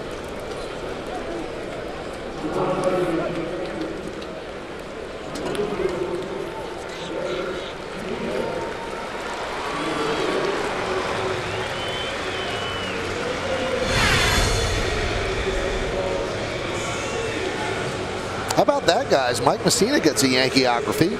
So he comes back to Old Timers Day. Get to see him on Yankeeography. I guess it was that Monday. That's tomorrow. Yeah, when Kim interviewed him during the Old Timers Day celebration, he was mentioning that some of the guys got on him. He said, hasn't been gone a full year yet. And has a Yankeeography. Got him right in on the fist, the ground ball to Cabrera, and he flips to Edwin Jackson, who has a nice, easy 1-2-3 inning. We've played 5. It's 1-1 here at the stadium, and you know what we have coming up next? One of the great Yankees of all time, Bobby Richardson, coming up next right here on Yes.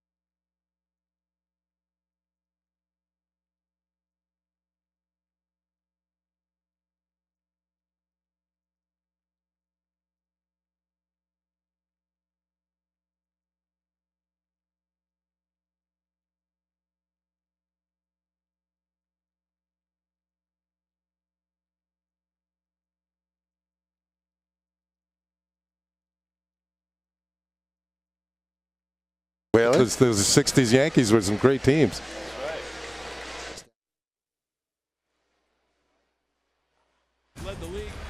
Bobby Richardson was part of the ceremonies here for the 63rd annual Old Timers Day. Received a big hand, as he always does, as the fans remember the great games that he played for the Yankees and those great 1960s Yankees teams. And we are lucky enough that he is joining us now here in the booth for the Yes Network. And Bobby, it's great to see you. Always is. Well, thank you. It's an honor to be here.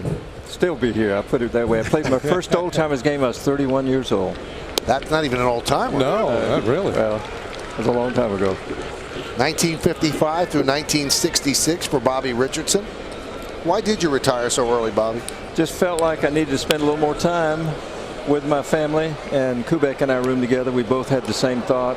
Both decided to retire at the same time. I actually played one extra year because Tony couldn't play that extra year. Worked out real good. Became a college coach, University of South Carolina. Whitey Sal was my shortstop. Worked out real good.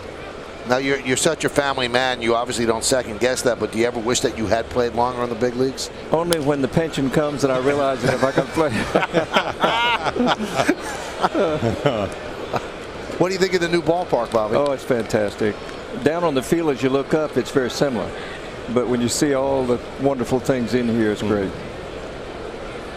Well, Bobby, before you came on, I had mentioned that you were one of the players on the Yankees, those great 60s teams, as Clete Thomas has called out on strikes, that there used to be baseball fields on this site across from the old stadium. And I used to play on these fields, and you could hear the cheers inside, and I was thinking maybe I'll be able to get in there one day.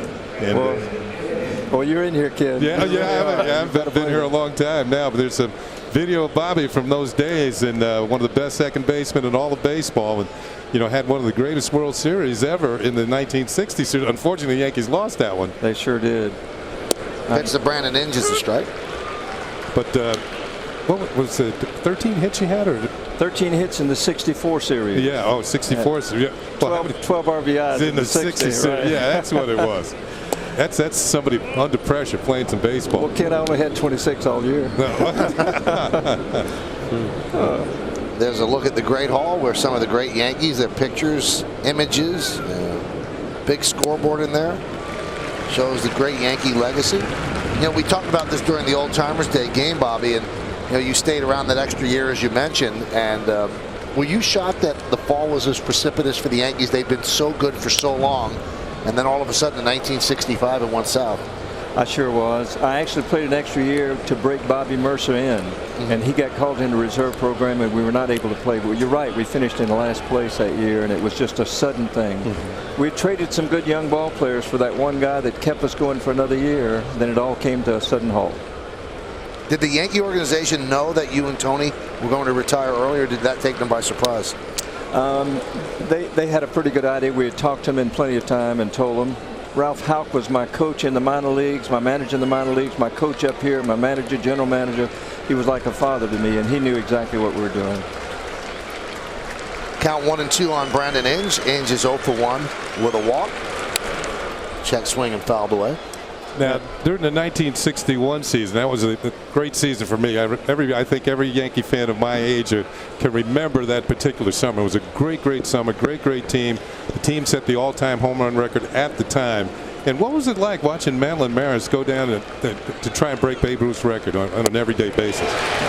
Well, as he strikes him out, we would say very simply all of us were pulling for Mantle because he had grown up in the Yankees system. When he couldn't participate those last several weeks, we shifted our allegiance over. After that season, after they set the record, they made sweatshirts with all the home runs for the players that had played. I was embarrassed to wear mine. I hit 3 that year. Yeah, but your contributions were legendary in the middle of the infield along with Tony Kopech. I mean, those two guys were a double play combination that was unparalleled in those days. Here's Josh Anderson, as Java has retired 3 in a row via the strikeout. He's throwing about as hard as he's thrown all year. He's at 96, 97 with the fastball. Pretty good slider and curveball as well. Yankees and the Tigers, it's 1-1 here in the 6th.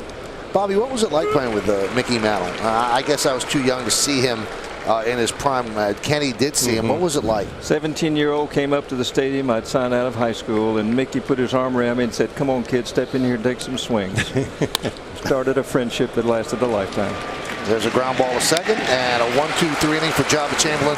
Bobby, one of the best things about Old Timers Day is we get a chance to see you. You're one of the classiest gentlemen to ever put on the pinstripes. And my congratulations to my roommate of all those years for going in the Broadcasters Hall of Fame. Tony.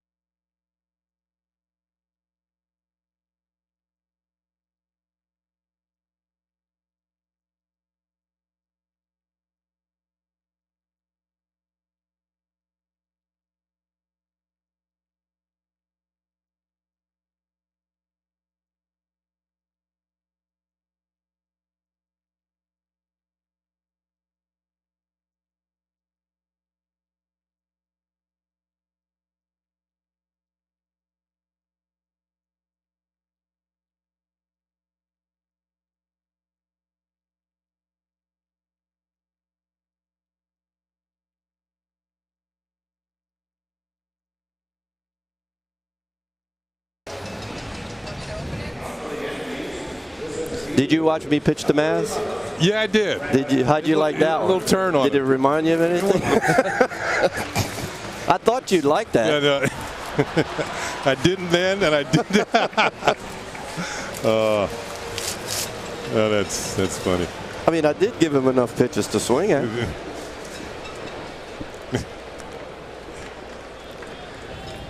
Old Timers Day here at the stadium and around this ballpark. There's so many memories and so many reminders of what the Yankee legacy is all about. There, an old-time Mickey Mantle card as Brett Gardner, a push bunt, and he pushes it foul. We go to the bottom of the 6th inning. It's a 1-1 game. Tigers have managed 3 hits against Java. The Yankees just 2 hits against Edwin Jackson, although one of them a home run by Alex Rodriguez. In fact, both runs scored today via the home run. Cleet Thomas with a leadoff home run in the 4th inning against Java Chamberlain. So we're at 1-1. We've had Goose Gossage up here. We just spoke to Bobby Richardson. And we have another all-time Yankee with us in the booth. He's always great to have around, and he is. You can see that's Ron Guidry, yeah. Louisiana Lightning. Ronnie, how you doing? Good, guys. How are you guys doing? Very, very well. The 1-1. Foul back. So you did a lot of pitching today. How's the arm feel right now? I'm fine. Yeah, I'm fine now. I iced it as soon as I got finished, so I'm great. I'm ready to go in 4 more days. What did Lee Mazzilli say to you? Did he say anything to you about that? He did. He had a few choice words. Yeah. Yes. Yeah. You know, that competitive edge comes back. You know, you start going back in time. And that slider had a little break to it. I figure I gave him enough pitches to swing at. He should have did something with one of those. Besides, he was getting tired. Here's a look at that. Yeah, you know what? That brought back memories for me, too. It was a lot harder back in the day, but it had the same result. But why is the switch hitter going around batting left? No. I was on the other side. I still couldn't hit it. But why is Maz hitting left-handed against him? I have no clue. You have to ask him that. It's almost like he was asking to do it, Ron. Maz said that he had a better look at me, from that side.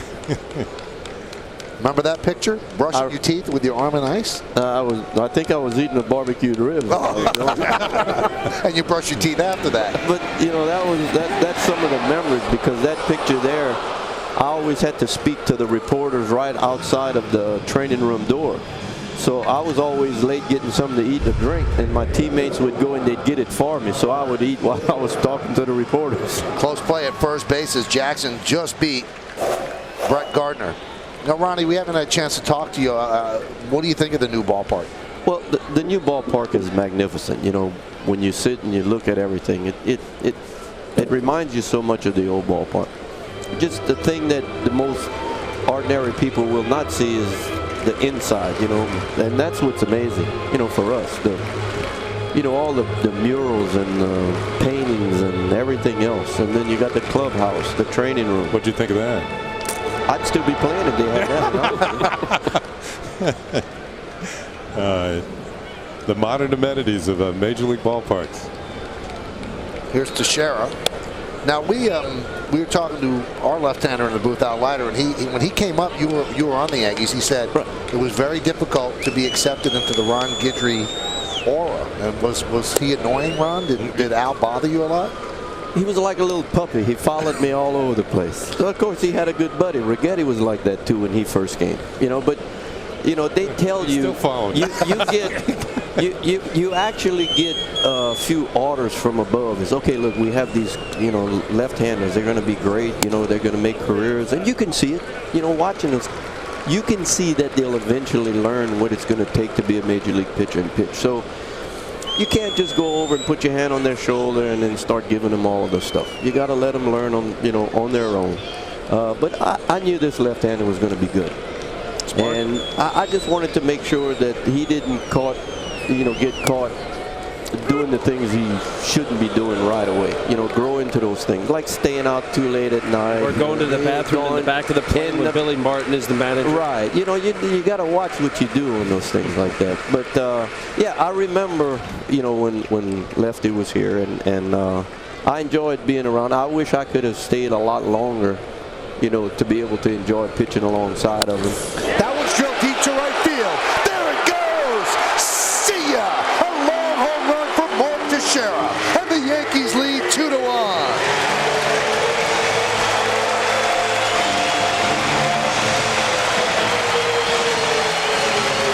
That is his 23rd home run of the year and his 67th run batted in, and it gives the Yankees a lead. Well, we just had Bobby Richardson up here a minute ago, and we were talking about back in the day when Mantle and Maris hitting home runs. Of course, Maris batted third, Mantle fourth, and today the Yankee 3 and 4 hitters are connected for home runs. This one, the number 3 hitter, Mark Teixeira, gives the Yankees the lead at 2-1, and that was touched off.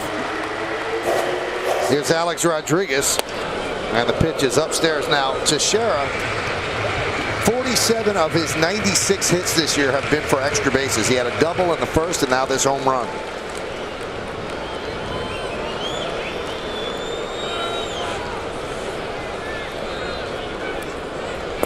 It's the guys like the Mark Teixeiras and the A.J. Burnett's and the C.C. Sabathias that are so blown away, the first old-timers that they experience. And Kim Jones in the Old Timer Show was talking to C.C. and A.J. They just couldn't believe that they were here and part of this. And when you were a young player, Ron, what was the guy that you looked at and couldn't believe that he was in the same locker room as you? Well, you got to remember when we were there, you still had DiMaggio, Mantle, Maris, and you had Elston, you had Ford, you had Yogi. I mean, you had what you read about, you had what you dreamed about, all in that room. And there were too many great guys to mention all of them, but that was the cream of the crop. All of those guys there sitting down. And you know, when you would walk in, you know, and they'd look at you and they'd call you over, you know, and they'd shake your hand or hug you, sit down, let's talk. You know, you became speechless because you're just thinking, well, these guys want to talk to me. But you know, it was all those heroes, our heroes, just as much as anybody else's. Alex rips one to right field. That's going to be over the head of Clete Thomas and up against the wall. And Alex is going to have to hold for a single. That is a long, hard-hit single. Well, I think the scouting report is out on Clete Thomas. He has a very strong throwing arm, and he got to the ball quickly. The ball was hit hard, number 1. He got out there very quickly. Fastball, middle of the plate, and it's a rocket off the auxiliary scoreboard in right center field. Not only that, watch the ball come right back to Clete Thomas. We saw an example of his throwing arm the other night, and for flat-footed, he didn't even step into it and makes a throw right on the bag at second. That's like a Ron Guidry fastball right on the corner. Look at this throw. Maybe right there. Now, Ronnie, obviously we're in the middle of a pitcher's duel right now. You've seen Jabba Chamberlain. You're watching Edwin Jackson. What's your read on Jabba? Well, he's throwing the ball great now, but you know, like I said, a game like this it's helped because he hadn't thrown a lot of pitches before. You know, a month ago he'd probably be out of the game, but now you know he's going to be given a chance, you know, to learn more, to close the door. You know, I don't see anybody warming up, so he's probably going back out there. But this is a game like this is going to help his confidence, because with his stuff, you don't need a lot of runs to win. You just have to get over that, learn it, and pitch through it. Now, there's so much emphasis put on innings now and pitch counts and things like that. How different was it when you first came up? Did anybody count your pitches? I didn't want to know anything about how many pitches I had. I used to tell Billy, I'll tell you when I'm tired. I said, but look, I said, you got to remember, by the time I get to 80, I'm just starting to loosen up. Let me ask you this. Now, I played against you in that 78 season when you went 25. What was it like to get 25-3 for a year? It was almost like guaranteed win night when you were pitching. Well, what do you want me to say? They had a lot of bad teams? No, there were some good teams. You know that. No, I know there were good teams. You know, that's one of the things about that season. Like I said, you reflect on it. You pitch well, and your team plays so well. And it was always funny because Mickey Rivers, being the instigator he was, would always ask, how many runs do you think you're going to need tonight? And I would say 1. I'd say 2. And before you know it, he'd have already scored before I had a chance to sit down in the dugout. And you get a run. Well, when you pitching well, you've seen it. You know, when a guy's pitching well and he gets a couple of runs early in the game, the other team kind of feels like they got to battle from uphill all the time. And you know, psychologically, you already have an edge. So that's pretty hard. That's what I'm talking about right here. At 25-3 and a 1.7. You didn't need many runs that year. But they help. They help when you get them early. I wonder, Ron, because I was a teenager when you had that season. I mean, everybody that was a Yankee fan was just gripped to every single start that you made, and you were practically unbeatable. I thought that you should have been the MVP that year as well. Do you? That's a tough question. That's a tough question. He's a tough guy. I know.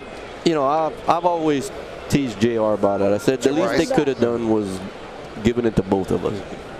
You know, but he deserved it. I mean, I knew, you know, and I had locked up the Cy Young Award.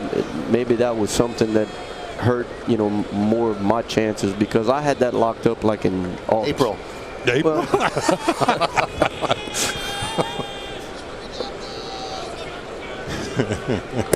Yankees are leading 2-1. Alex Rodriguez at first, 1 man out. Yankees take the lead on Mark Teixeira's long home run. Yankees looking to sweep this 3-game set against the Tigers, a weekend series here at Yankee Stadium.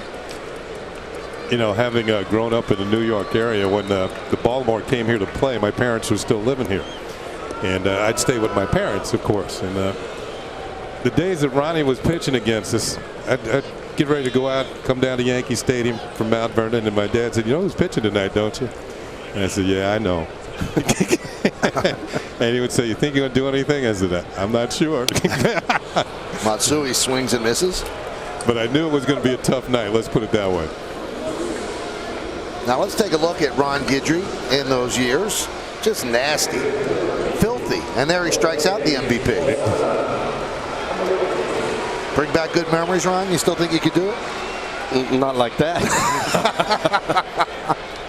Hey, what does it mean? I mean, you have a plaque in Monument Park. Your number's never going to be worn again as a New York Yankee. What does that mean? That's the most thrilling thing.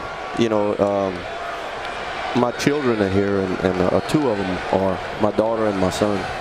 And, you know, they've mentioned that, you know, can you actually believe that it never will be worn again? You know, I mean, every time you come here, that really hits you as, that's it. There was the last time you wore it is the last time it'll ever be worn. And I mean, it's a great compliment. It's the best compliment I think I ever got.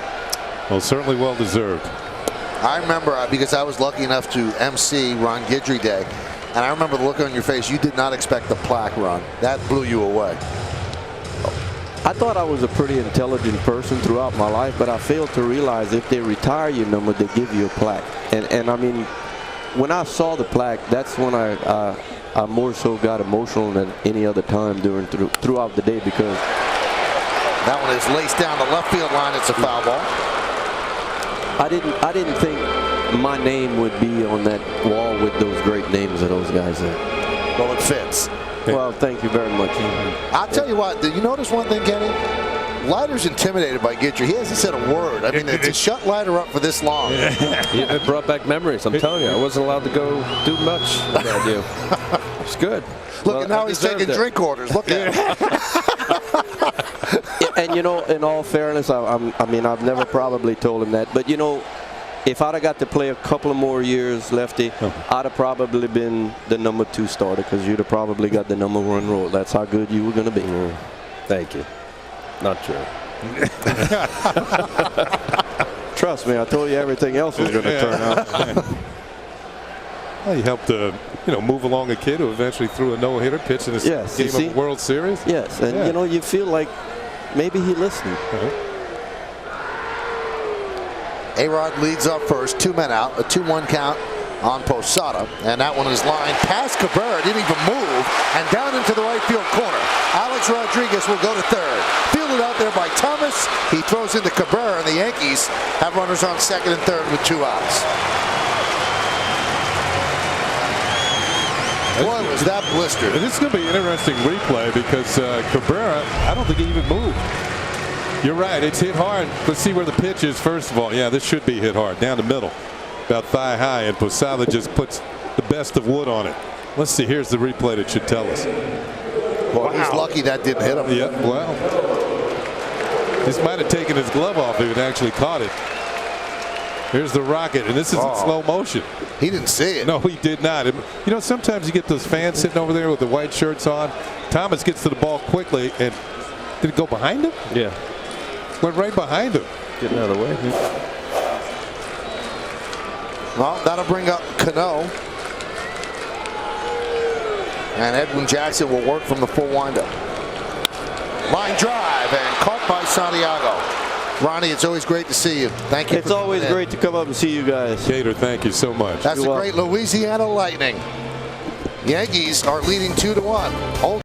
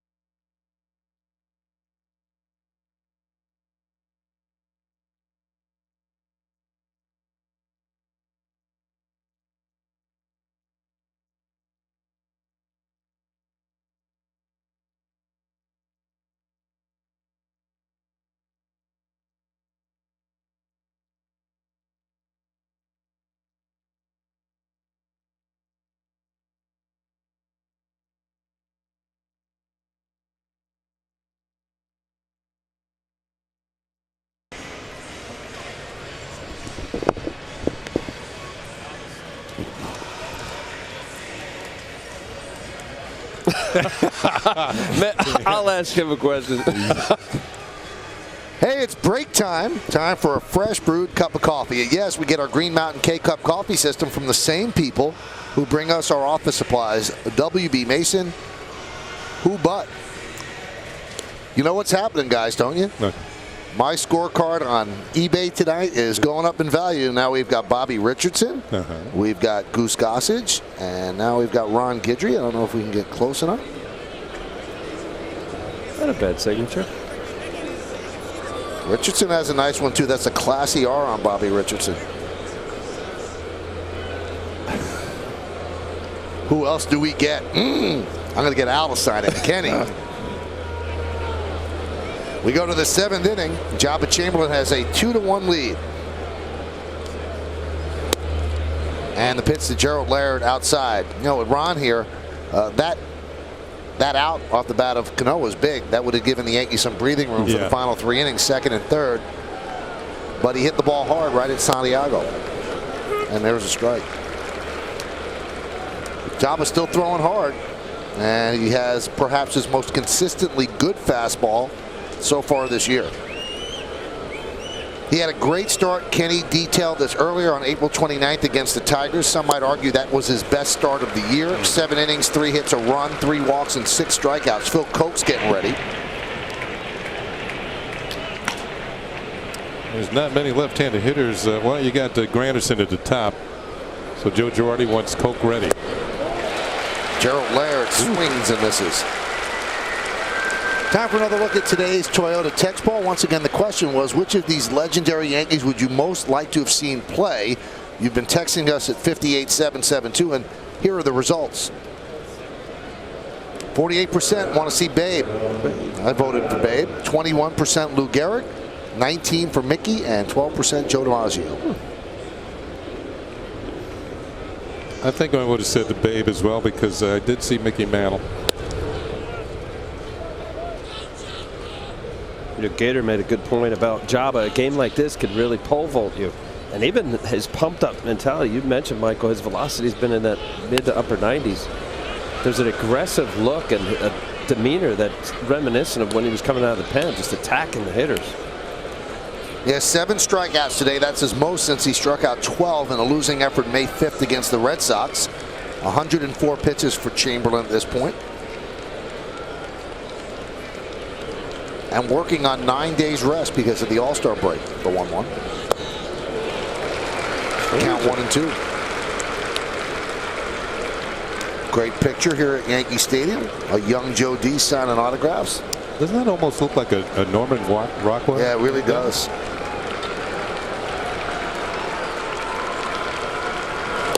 You know, we talk about it from up here, and yesterday I came to the ballpark as a fan. And really, it's unbelievable. It's an unbelievable experience if you get a chance to come here once or twice this year. And the things that you could see and enjoy around this ballpark, it's just an extraordinary, extraordinary place. And they did a great job with it, and I had so much fun, and I saw a great game. Look at these pictures. Very well-pitched game. Where is it? Oh, this is all around. Yeah, detailed Yankee history all around the ballpark.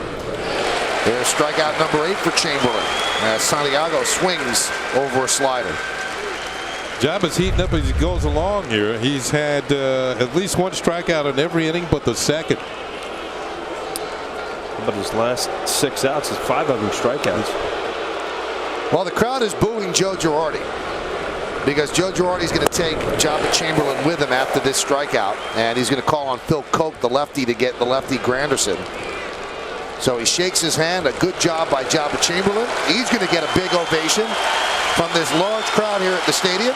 He also thanks the home plate umpire, Jeff Nelson, says good job, and it was a good job by Jabba. And we'll be back with Koch against Granderson. Jabba led off the cheers.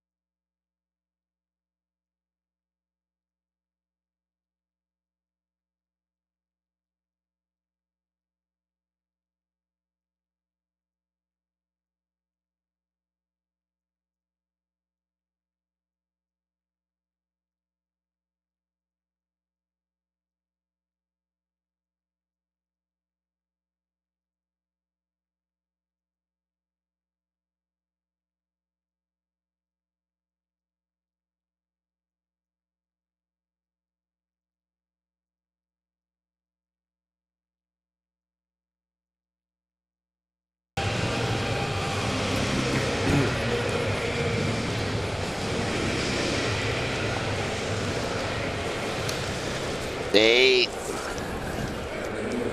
inning. Yankees Baseball on Yes is brought to you in part by your tri-state area Audi dealers. Audi, the official luxury vehicle of the New York Yankees. Joe Girardi makes a call to the bullpen, brought to you by AT&T, your world delivered. And Phil Koch is delivered to the mound to face Curtis Granderson. And Granderson loops one to Jeter. That's a nice outing for Koch. 1 pitch, 1 out, and we are out of the 7th inning as the Tigers go down 1-2-3, and the last 8 Tigers have been retired in order. The end of 6.5 time for the 7th inning stretch.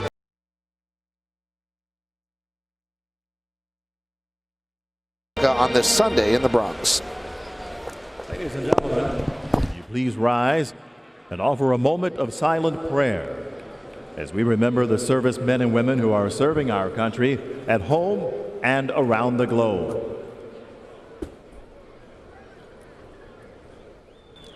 Now please join Kate Smith as she sings God Bless America.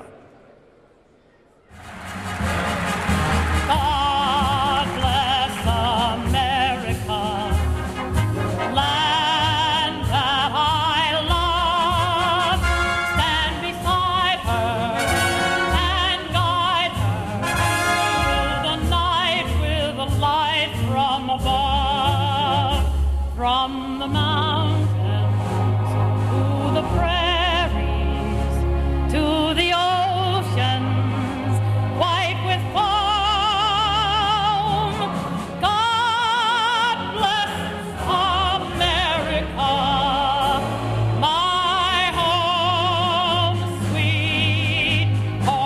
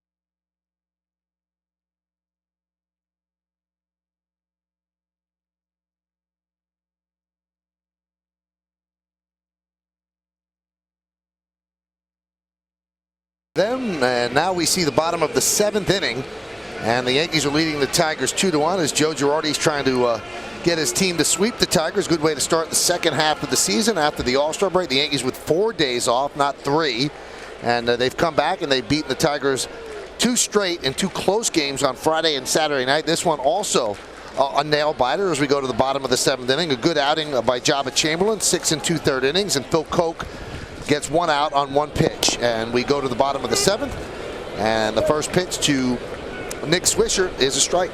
You know, as a manager, you have to make tough decisions, and when Joe Girardi went to take out Jabba Chamberlain, he heard some boos. I mean, Jabba just came, he struck out 4 of the last 5 hitters he had faced, and the crowd thought he was really rolling. We did too, but I think Joe was seeing the big picture.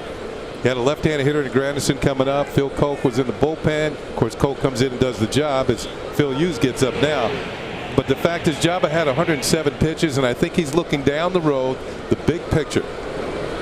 Get him out of the ball game with a chance to win it, but not with a chance to lose it. So, and turn it over to the bullpen. He's been doing a pretty good job lately. Foutte and Brandon Lyon warming. Well, if that wasn't his most dominant game of the year, certainly top 1 or 2. You mentioned it earlier in the year. I think it was a late matchup. You mentioned the 107 pitches. Granderson has already had a good series, 187 batting average against, left-handed pitcher, 283.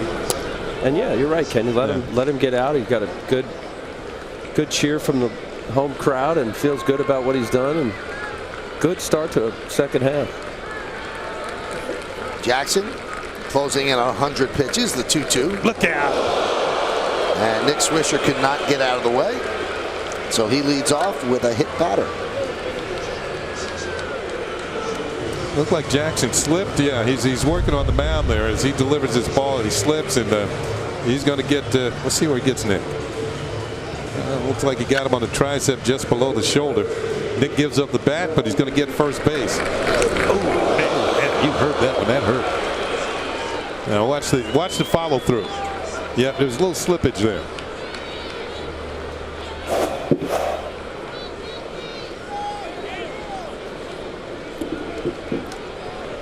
Do the Yankees play little ball now to try to get another run? Melky Cabrera, the number 9 batter.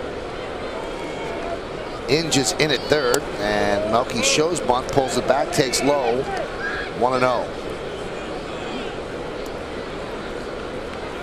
Phil Hughes warming for the Yankees in their bullpen. He threw 40 pitches in the first game of the series. Did not pitch yesterday. They had a Seves pitch the 8th inning. Brett Gardner leads the Yankees in sacrifice bunts with 5, but Melky's second. He's got 3 of them. Runner goes, and they had the hit and run on, but the shortstop was covering, so Polanco will make the play. Mission accomplished as Swisher moves to second, and they stay out of the double play. Melky able to handle the bat. Kenny mentioned about the sacrifice bunt, putting the ball in play, aggressive running. Obviously, Polanco seeing that he didn't have a shot at Swisher. We got the 1-run lead. Girardi pushing this Tiger defense. Well, that's like a sacrifice bunt, only you getting that bat because you grabbed it out. So he's runner at second with 1 out.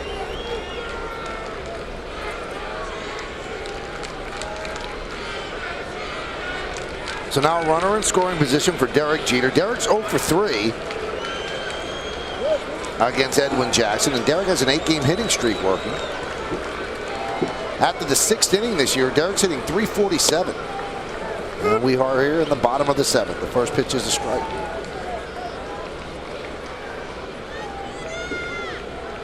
Well, Bob Lorenz told you the Red Sox have already lost. They got shut down cleanly by Roy Halladay. So the Yankees have a chance to make up some ground in the American League East. Fouled away. That doesn't surprise you when Halladay pitches a good game. I think he went all the way, didn't he? I think he did. Yeah. Yankees have moved within 1 game. 1 game? Yeah. He did.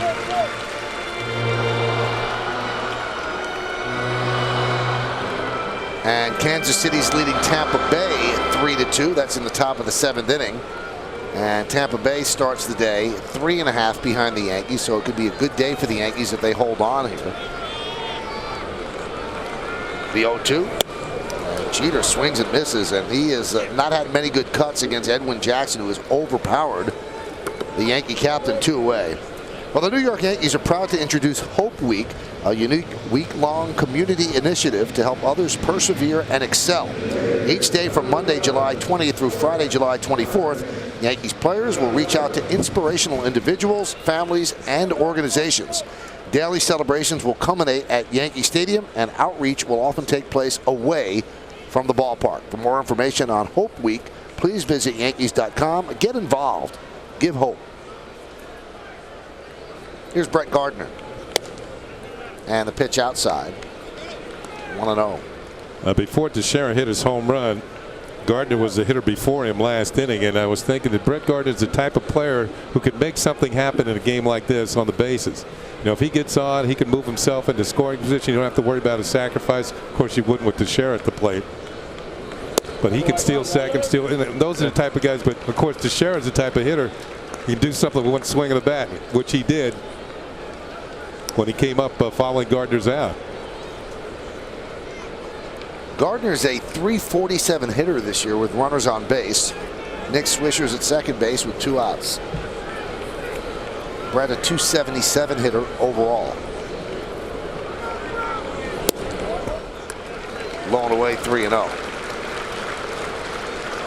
Well, as good as Gardner's been this year, there's not a trade the Tigers want to make. Walking Gardner and having to deal with Mark Teixeira. Well, you get into the number for Edwin Jackson, 108, soon to be 109. Start worrying about tiring, and you're right. You get the feeling that if he walks him, it's going to be his last man. Tiger bullpen is ready. Teixeira's already got a double and a home run off Jackson today.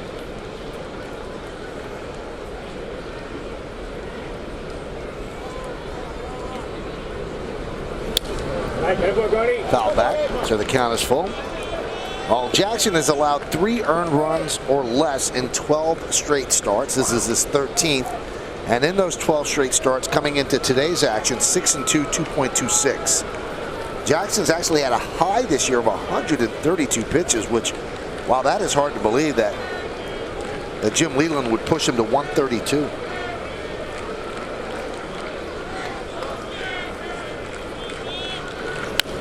And also Jackson wants to keep the ball out of the hands of the bullpen. Why? Because the bullpen is 6.43 ERA in his starts this season. And that's the highest for any Detroit starter. And relievers have relinquished the lead in 3 games in which he was in line for a win this year.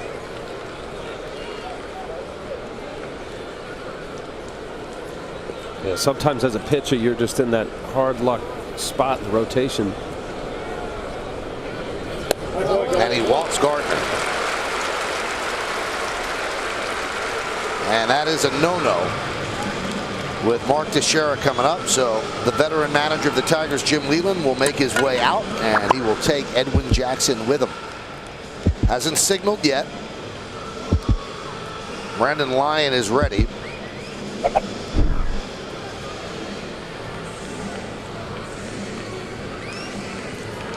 And let's see what Leland does.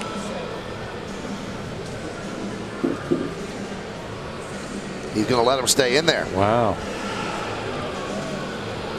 Showing a lot of faith in the right-hander. As he should. We've just cited some great numbers. This guy, he's been one of the best pitchers in the American League, deserving of his all-star appearance. I guarantee Jim's saying this is your last batter. You get him out here, come back and score. This is a heck of a start. Pump him up. That shows me something. Showing some faith in him after guys hit a home run. Well, that was not a bad pitch. Down and in, but certainly left-handers like to pull that one. That was in the second deck. Did it make it? Yes. Oh, yeah. The Damon deck. Teixeira Terrace. And the pitch. 1-0. 2 outs and runners in scoring position this year. Teixeira hitting .324. 2 homers and 15 ribbies. He gave the Yankees a 2-1 lead with that home run that we just saw. And the 1-0. Strike, 1-1.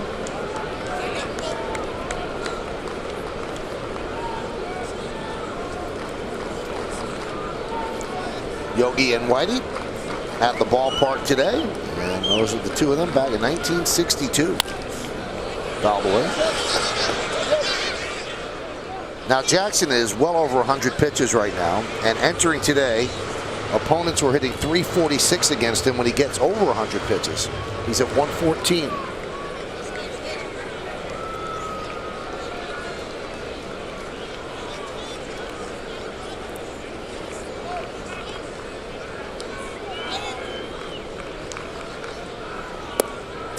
You know, one thing I noticed there, when Jim Leland went out to the mound, he took his sunglasses off. It's like he wants to look the pitcher right in the eye.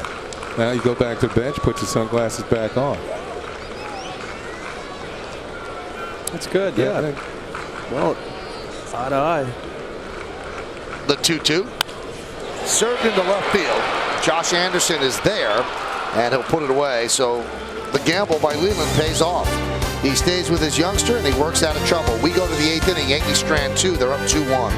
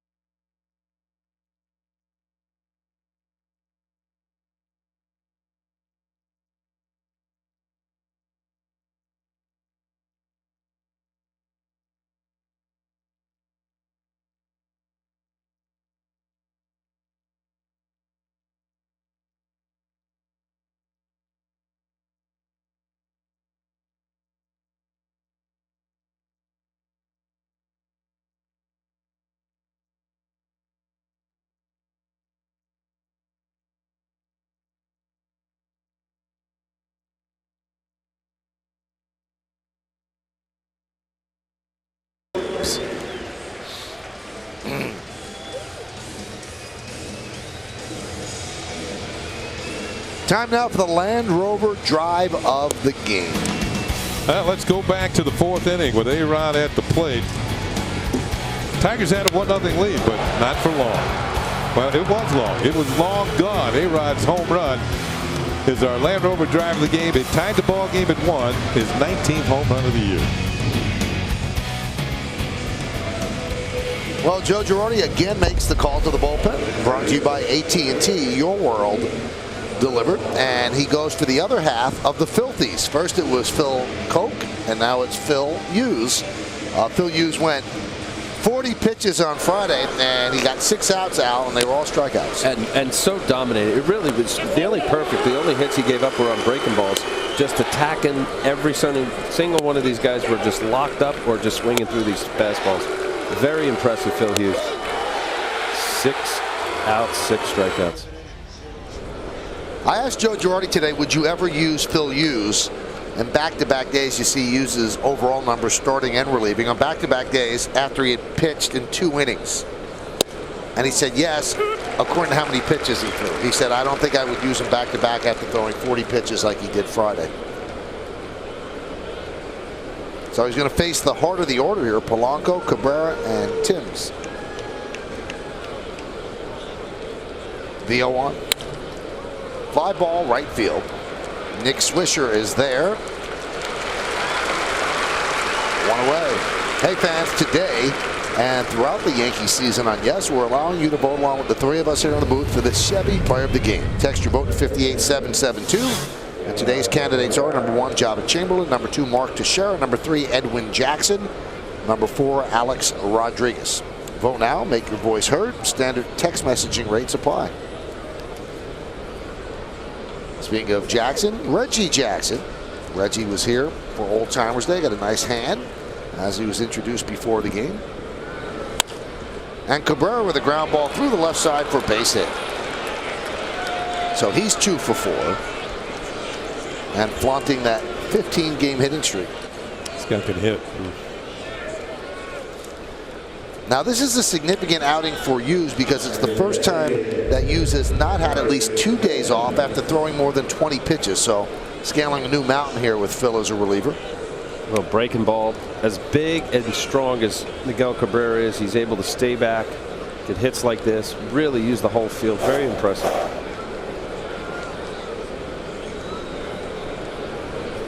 There's Marcus Timms. Fastball fouled away, fouled back really, into the glove of Posada.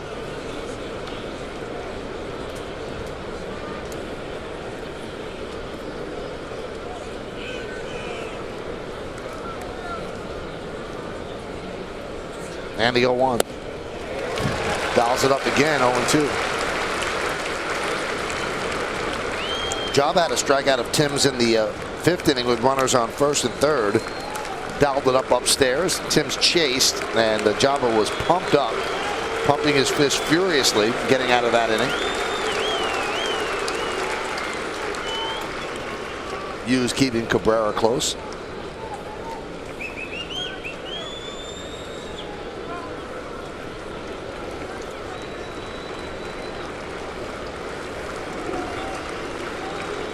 And the 0-2.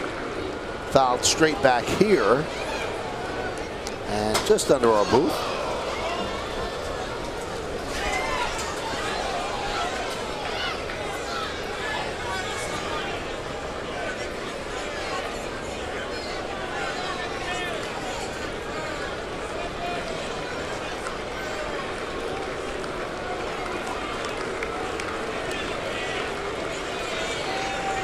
A little bit of a scuffle for the ball down there, Al. What's going on? Do the play-by-play. Well, little boy lost his ice cream. He's crying, and the big guy's giving him the ball back. So the kid lost the ice cream and got the ball. And he's crying. He is crying? Is it like bitterly crying? No, just sad. The ice cream's on the ground. You know what? I've seen Paul O'Neill react like that when he drops his ice cream.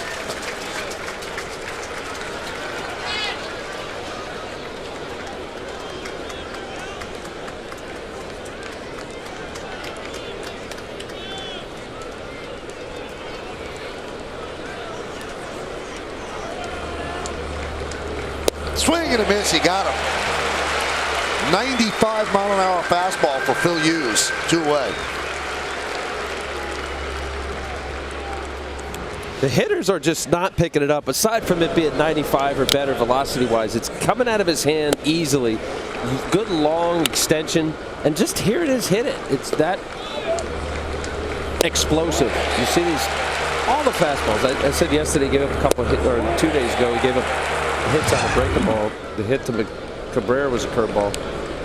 So confident. Pitch to Cleet Thomas is low. Well, a job of the way he was throwing today, and then Phil Hughes coming in throwing pretty well. And you had Coke in between. A little pause for refreshment there with facing one batter. Well, the Yankee pitching and the young pitchers have looked pretty good today. Where was that? You know, I'm big on how the reaction or the disposition and tempo and demeanor on the mound. And anybody successful is good as pitch, and they have the success that Phil Hughes has right now. You have to feel good about what you're doing, and it shows. And hitters know it. They feed off that.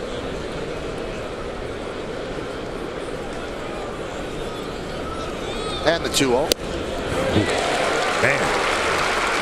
I will tell you one thing as a hitter, when the count is 2 balls and no strikes, you are geared up for a fastball. And this one shows you the power of Phil Hughes when he can throw it almost right down the middle and Thomas can't get to it. By you are looking for a fastball 2-0 that you can drive, and that was one that he could and still couldn't get to it. Late on another one. It's above the speed limit, and he'll throw it. Phil Hughes will throw enough breaking balls to create the doubt in the hitter's mind, and that has extra zip. Anything above 92 miles an hour and elevate up in the zone, hard to get on top of it. Well, Phil Hughes looks as if he has found his niche with the Yankees. He has emerged as the 8th inning guy. Can he get out of this 8th inning? 2 balls, 2 strikes, 2 outs. Yankees up 2-1. Got him.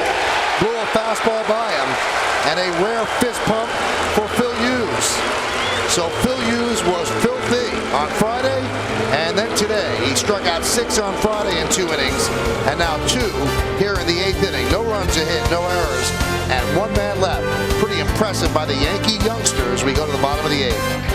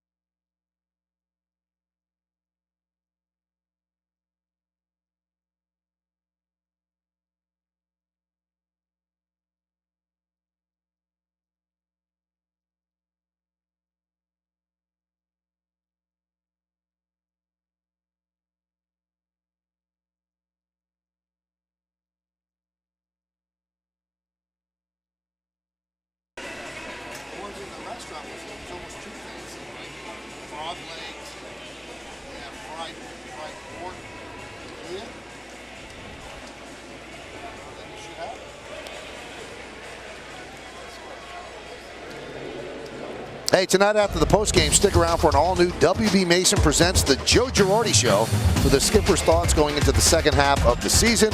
And after that, it's an all-new episode of the Emmy Award-winning Yankees on Deck. It all starts tonight after the postgame. It's only on Yes.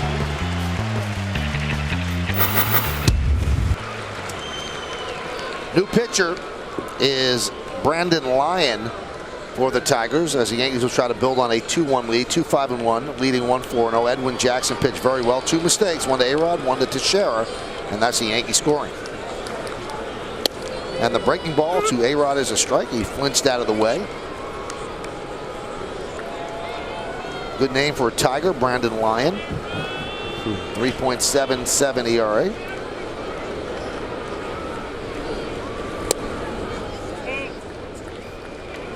Tigers actually signed him as a free agent. Had 26 saves last year for Arizona, working out of their pen. And he's been pitching pretty well lately for the Tigers.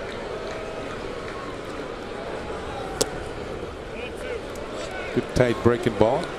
He started A-Rod off with 3 consecutive breaking balls. You looking for a 4th? Now he's behind on the counter. You got to throw a straight one pretty soon here.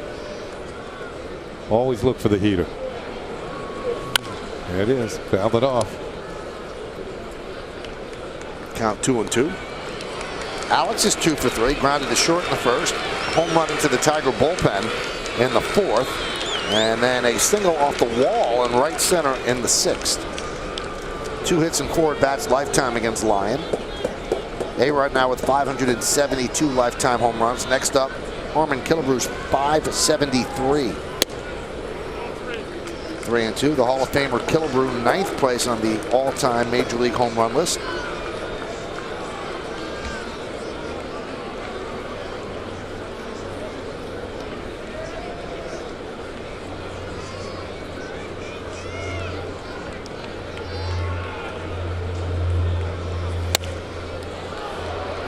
Fly ball, right field.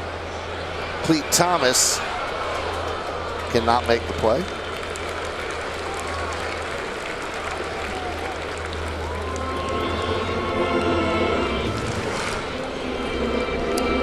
don't see him. Lee Thomas, I kind of like this guy. Yeah, he's got some tools. Covered some ground, has a strong arm. We saw him hit a home run today. Tigers are going to have a decision to make. Carlos Guillen is on a injury rehab assignment. They have to figure out as to who's going to go. Magglio Ordonez just has not been the Magglio Ordonez of old.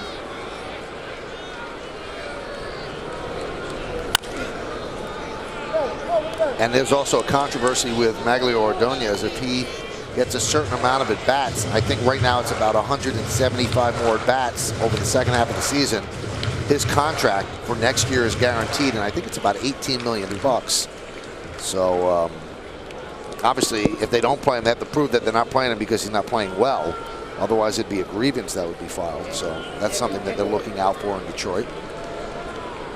And Jim Leland said, I don't look at those sort of things. I'm going to play who's going to help me win. 3-2.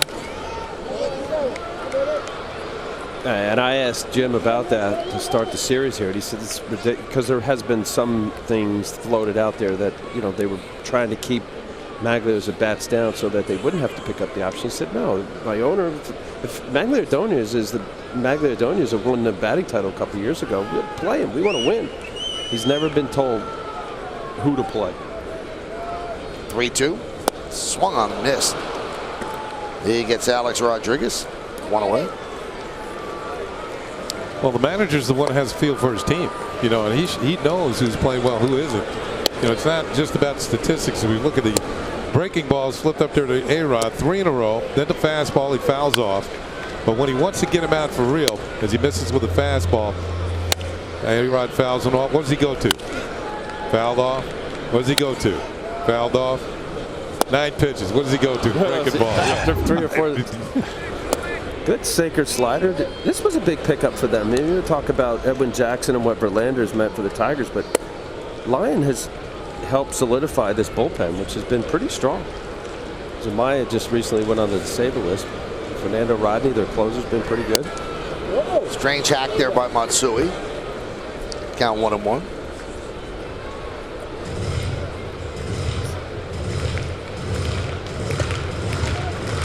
I think that AL Central is going to be a dogfight right to the end. White Sox look like they're on a move, and the Twins will. Well, the Twins are always the Twins. They'll always figure out a way. Rolls over on that pitch. Grounds it to Cabrera, who steps on the bag, 2 away. Well, after the final out of the series against the Tigers, you have to stay with Yes for Bob Lorenz and the WB Mason postgame, featuring analysis and highlights from this game and the rest of baseball as well. Plus, Kimberly Jones has all the information from the clubhouse. It's the Emmy Award-winning WB Mason postgame, and it's only on Yes.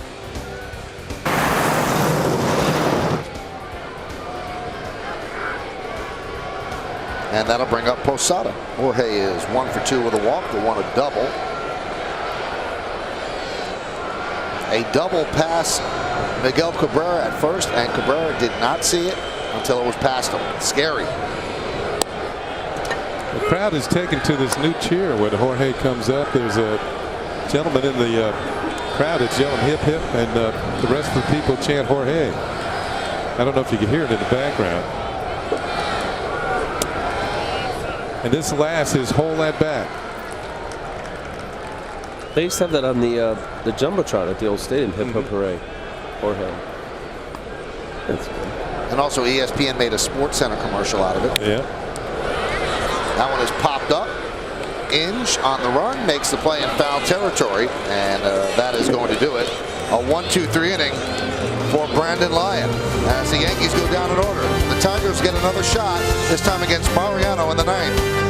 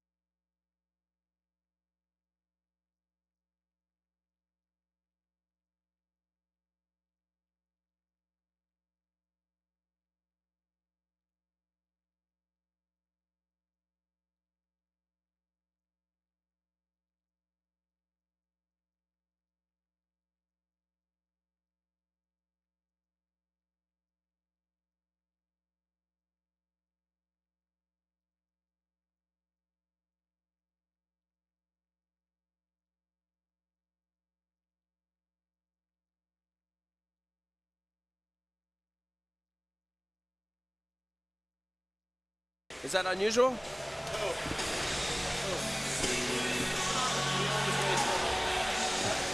He always does. Exit right. Turn on.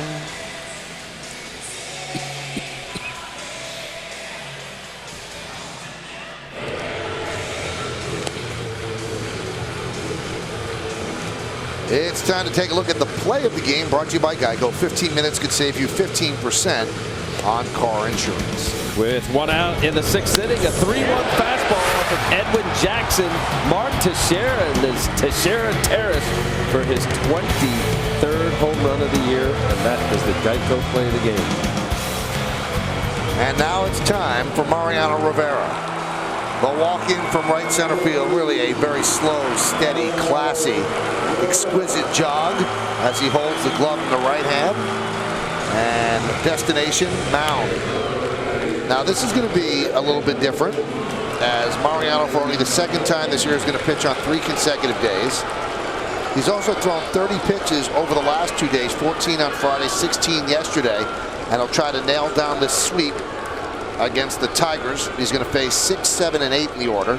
Inge, Anderson, and Laird. And he'll try to pick up his 26th save, 31 hits, 3 walks, so 34 base runners in 39 innings, a whip of under 1, and 44 strikeouts.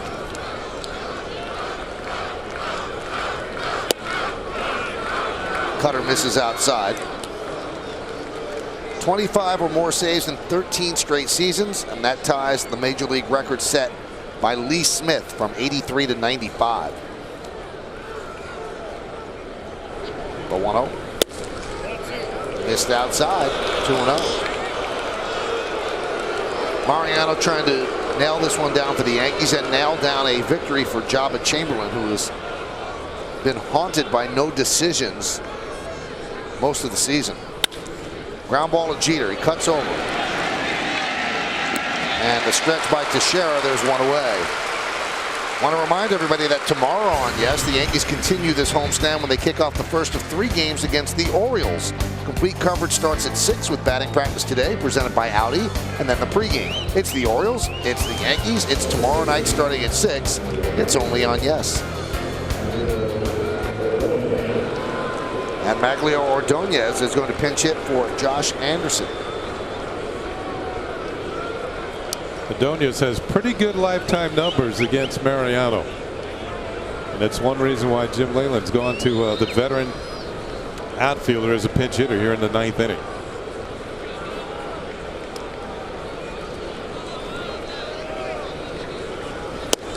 There's a strike. He is 7 for 13 against Mariano. Not many hitters can make that play. .538 batting average. It's more than pretty good.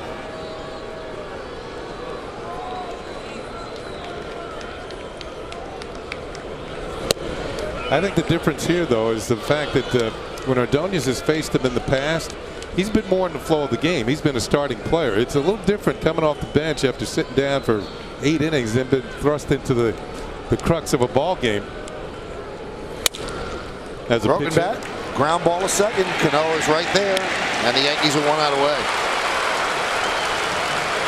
Time to announce the Chevy Player of the Game is voted on by you, the fans, and the 3 of us here in the booth. And the Chevy Player of the Game, Jabba Chamberlain. Boy, if this wasn't his best start of the year, it certainly has to be the top couple. He was dominant right from early on, had that aggressive attack, the old fist pump, 6 2/3, 3 hits, 7 strikeouts. So Rivera against Gerald Laird as the Yankees are trying to sweep the Tigers on the first weekend after the All-Star break. And the right-hander deals. Inside 1-0. Laird was the last batter that Mariano faced yesterday in picking up the save. Got him to pop up. Laird 0 for 3 so far today. The 1-0. Shows bunt. Pulls back 2-0. So on a day where the Yankees celebrate their illustrious past, 39 American League championships, 26 World Series championships, arguably the greatest relief pitcher of all time, will try to make the present special by sweeping the Tigers. He's 1 out away. And there's a strike, 2-1.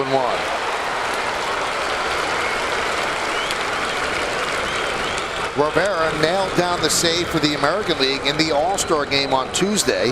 Had Wednesday and Thursday off.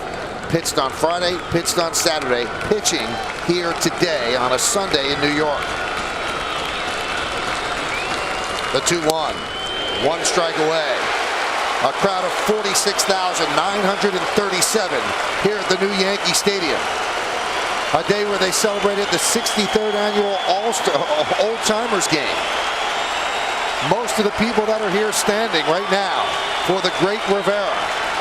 The veteran right-hander sets at the belt. The 2-2 just missed. And the count is full at 3-2. Edwin Jackson looking for a run. What an eye for Laird. He's laid off a couple borderline pitches. Jeter wanting that. Jeff Nelson is tight zone right now. And the 3-2. Team's alive as Gerald Laird works a 2-out walk against Rivera. A rare Mariano walk. Just his 4th of the year. Check out the sequence of pitches. That one just missed. They all just missed. It's just a little outside. There's a called strike. Another one on the inside corner. This is the one that the captain thought was strike 3, and this one a little outside. He doesn't miss by much when he does. And now the baton is passed to Ramon Santiago. Tying runs at first base. And that one is squib foul outside of third, past a lunging Alex Rodriguez.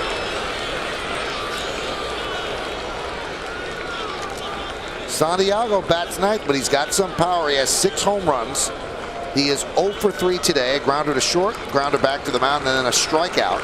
The final batter that Java faced for the second out in the 7th inning. That was Mariano's first walk since June 12th, the walk to Laird. The 0-1. Another broken back ground ball. This should do it. Cano to Teixeira. And the Yankees win the game 2-1. And they sweep the Detroit Tigers. Mariano picks up his 508th victory. Right there you saw the Yankee offense today. Alex Rodriguez and Mark Teixeira with solo home runs. And Java